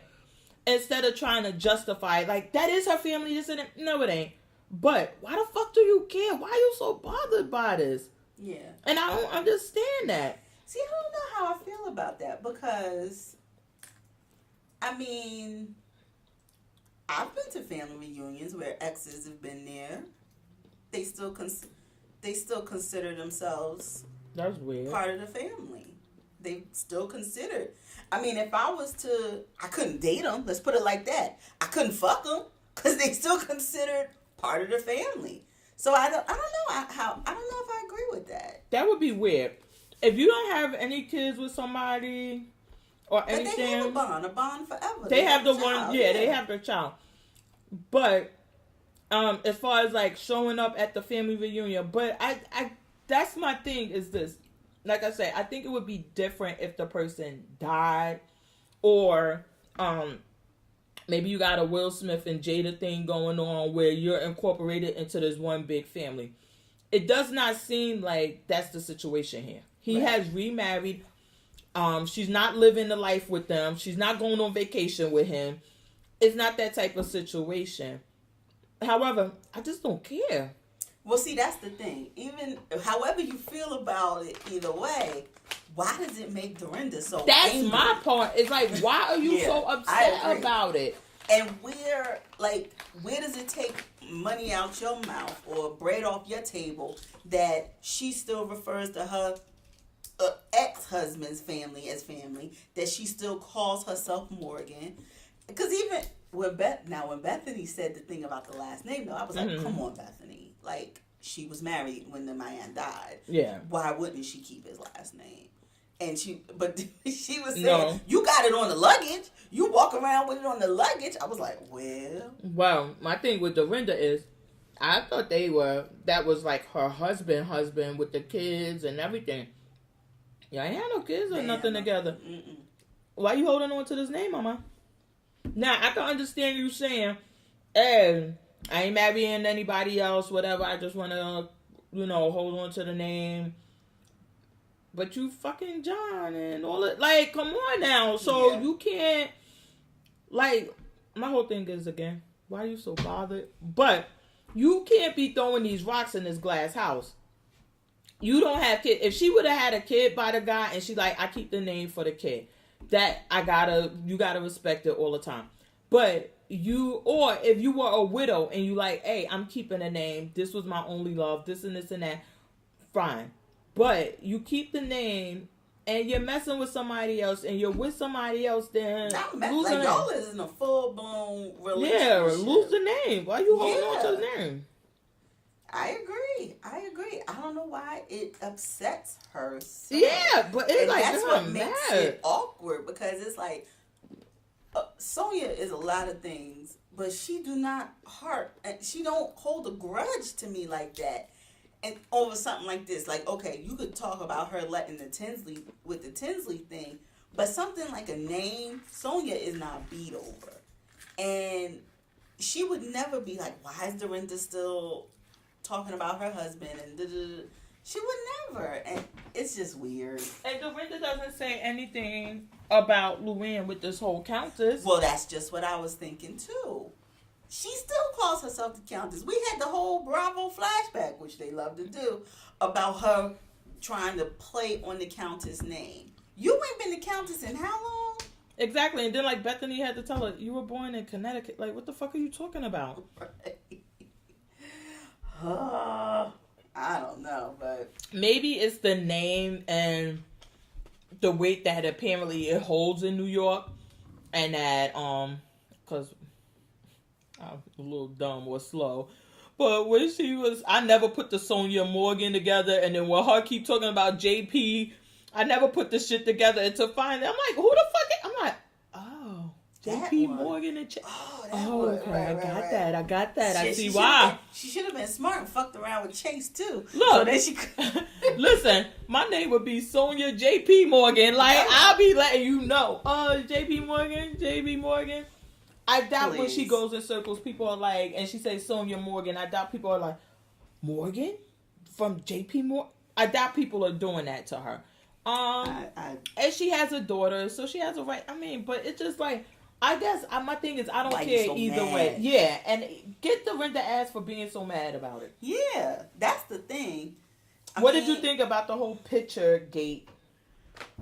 I understood Luann's point. There's certain things I don't like sharing on social media, but I definitely wouldn't want a picture after the judge tells me no drinking, you got to be back down here, da da da. Don't post a picture with me at dinner with wine, even if it's not in front of me, and I'm drinking something dark. The judge don't know this is Coke. I think it's the whole thing with how we are now. People do it all the time. Mm-hmm. I thought that it went a little far, and maybe she should have said at the beginning of the dinner, listen, everybody, like, it's cool if we take pictures, but please, I'm asking y'all not to post any That's pictures. a common thing. When I go out with my girlfriends, who can be checked in? Who can be checked in? Because they have people who maybe they may not want to know where they are, who maybe they told they were going to be somewhere they're not supposed to be. So, and I mean, these are women of a certain age, so social media is maybe not something they've grown up with, but they're active enough where they active. know. They're all active. Like, you're tagging people. People are going to be trolling. They're going to be looking for stuff on me. Why would you put that up? I didn't blame Ramona as more than I blamed Luann. I thought Luann should have said, I agree, yeah. at the beginning, hey, please don't post. I know I have the issue, and I'm like one of the rare people. I have a problem with people just posting my pictures up, taking my pictures without my permission. But that's rare. Nobody else feels this way. Mm-hmm. And like, well, when we out and you're taking pictures, I'm one of those people that would say, well, what are you going to do with the picture? Are you going to post it? Where are you going to post it? Can you not post? I'm like that because I'm just like, oh, it's just too much. But she took a picture. Y'all posed for the picture. Don't you think at that point you should have said, yes. Hey, can you not post that picture on what's the name? We're not back in the days where she had a camera out. She had to go get it developed and hang it on the wall. Take a picture of the picture. Yeah, you know like you know the type of thing that goes on.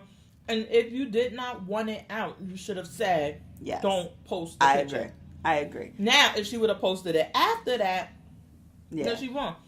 But it was like, I'm like, no. And Bethany, it seemed like Bethany, after Carol got in her ass, she just looking for anybody to side. Everything. Yeah, she looking for somebody to side up with. Like, who gonna be on my team?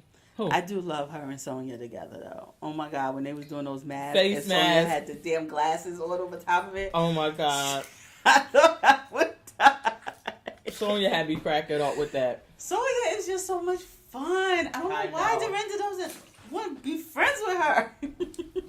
Yeah, I don't know what Dorinda beef is with Sonya, but they need to go get around it. Goodness gracious. All right, do we have any other shows? No, that was it for me. That was everything I had. Yeah, I don't think I don't know what else I watched this week. I can't remember. Nothing? No, nothing? I watched The Affair. Like, my shows, I watched some other... How is it? How has it been since it's come back? This was just... Guess who's on it? Who? It's only one. Sanaa Lathan. Really? And she got a bald head. I knew she had a bald head. Mm-hmm. As not the new love interest. Oh, he gonna smash. He definitely gonna hit that. Come on. He is definitely gonna smash. He smashed everything moving. He is definitely gonna get that. Savage. She came in that class with her red lipstick on and everything. I said, oh yeah, she was about to be added to the body count. Oh. Now, I think she looks good with the bald head, though. I don't know. No? Oh, I liked it. I forget why they said she cut it, though. It was some other show or something. I forget why. But it doesn't look bad, but it's not like her face isn't strong enough to pull it off. Like, okay, you could just serve face. You don't need the hair. Right. No, you kind of need some help. Well, no, she couldn't go like without lipstick or like eyeliner with that hair. Yeah, but some people, I've seen some people cut off all their hair and they could serve face. It's striking. It fits them, but she just ain't that one. I hear you on that. But yeah, he gonna smash that by the end of the season. Ugh, please stop. You don't make me throw up. Going down in the classroom. You don't make me throw up. Going down. So what you got to watch? I only got one show. I had some other shows, but I don't know why I can't remember them. I need to stop. But it's Love Is on OWN. How'd you like it? I watched the first episode and it was okay. I think I'm back for another one because they had is it 2 episodes in? One of the episodes was like how they got us with Queen Sugar, where they say it's an episode, but it's a really all access behind the scene and talking and shit. Okay. I'm like, I want to hear this shit. Ugh. So then I turned that off. Then I watched the first episode. Yeah, I'm here for it. So maybe I'll try it. I don't know. That's the guy from Black Lightning. I told you. He just looks like a ashy Kofi Sorabo to me. Is he the one that got killed? Yeah, for killing La. Because I kept saying, he looked familiar. Yeah. He looked familiar. Yeah, I was up last night watching it, but I'm like, I don't know where you from, whatever. I've been watching Black Love. On yes, where they talk about the thing, but yeah, this one is supposed to be about the creators of Girlfriends. Oh, okay. What is it, Mara or Maria or whatever? Brock and them, and how they got together. Okay. So and he's like broke, and she got all his money, but she got like 3 or 4 boyfriends. I think you'll like this. Oh, wow. Because you got 3 or 4 boyfriends. Yeah, you like stuff like that. Oh, it up, girl. Oh, it up. Okay. And a rotation. I'll think about it. I'll try it. Well, my picks this week, Preacher is back Sunday. I saw that. I know you don't watch it, but it'll be back. And Friday, Glow Season 2 uploads on Netflix. You know I love my wrestling. Yes. Even better with women wrestling. Even better when it's gorgeous ladies of wrestling. So I'm so here for it. So those are my picks. I'm going to try to watch some more Luke Cage. Hopefully. Did you start Goliath? Oh, I did it. Finished it. Was it good? Oh, my gosh. Girl.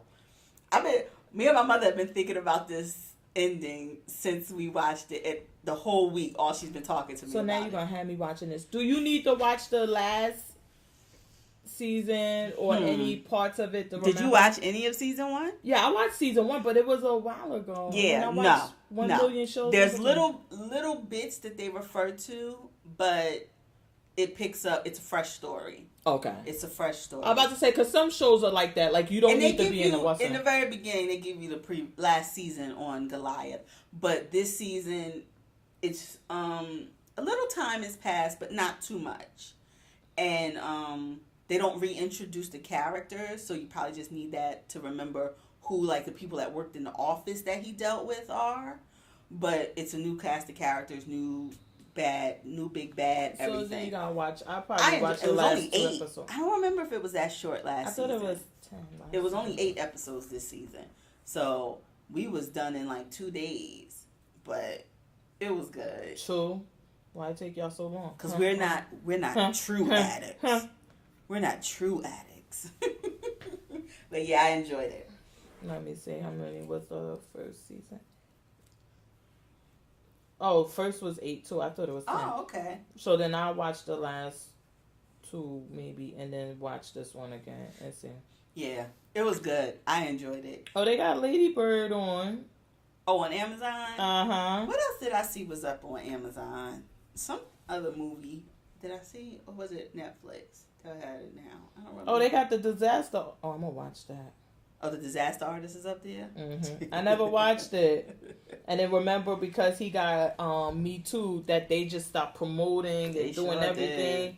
Did. So I want to watch it, see what it's about. Oh, gosh. Okay, we'll talk about that next week after you watch it. All right, so we're going to get up out of here. This episode will be available on Tuesday, iTunes, Google Play, SoundCloud, YouTube. We up on Twitter. JMO about at Notorious FPG. And I think I tweeted a whole twice since the last time we talked. And we're on Instagram. Oh, you know what the pick was? It's hold on. Don't leave me yet. Because I wanted you to post this one up on Instagram? On Instagram. And I meant to tell you, then I'm like, oh my God, I don't want her to be like, bitch, you do it. Like, why are you telling me to do it? Can't you just do it? Then I'm like, shit, I don't think I can do it because I can't remember the stuff. Oh, And I damn. probably wouldn't even now. They got black judge shows, Ed Gordon. They got that thing up on here. Ooh. So it's Bounce TV, Okay. which is, I guess, an African American owned TV station. Okay. And it is, what is the name of the show? Was it Cut In or Cut Out? Let me try to find it. 1 second. Because I was like, oh my God. In the Cut was the name of the show. They got a few shows on here. Okay. And I was like, you know what? We need to kind of like promote some of these other shows. I don't know if this one is good or not. Okay. In the Cut, but it has the guy from Moesha. No, Okay. was he Yeah, the professor. Right. And it has a few good actors in it. So I'm like, oh, and this is like the 3rd season? Yeah. Okay. So I was like, oh, maybe that one would be something to check out. It seems like it's going to be like 30 minutes or so. It's not long. Okay. But All I was right, I'll like, look for it. I'm gonna put it on my list. I think that this channel, I don't know. Listen, I was totally unaware about this channel.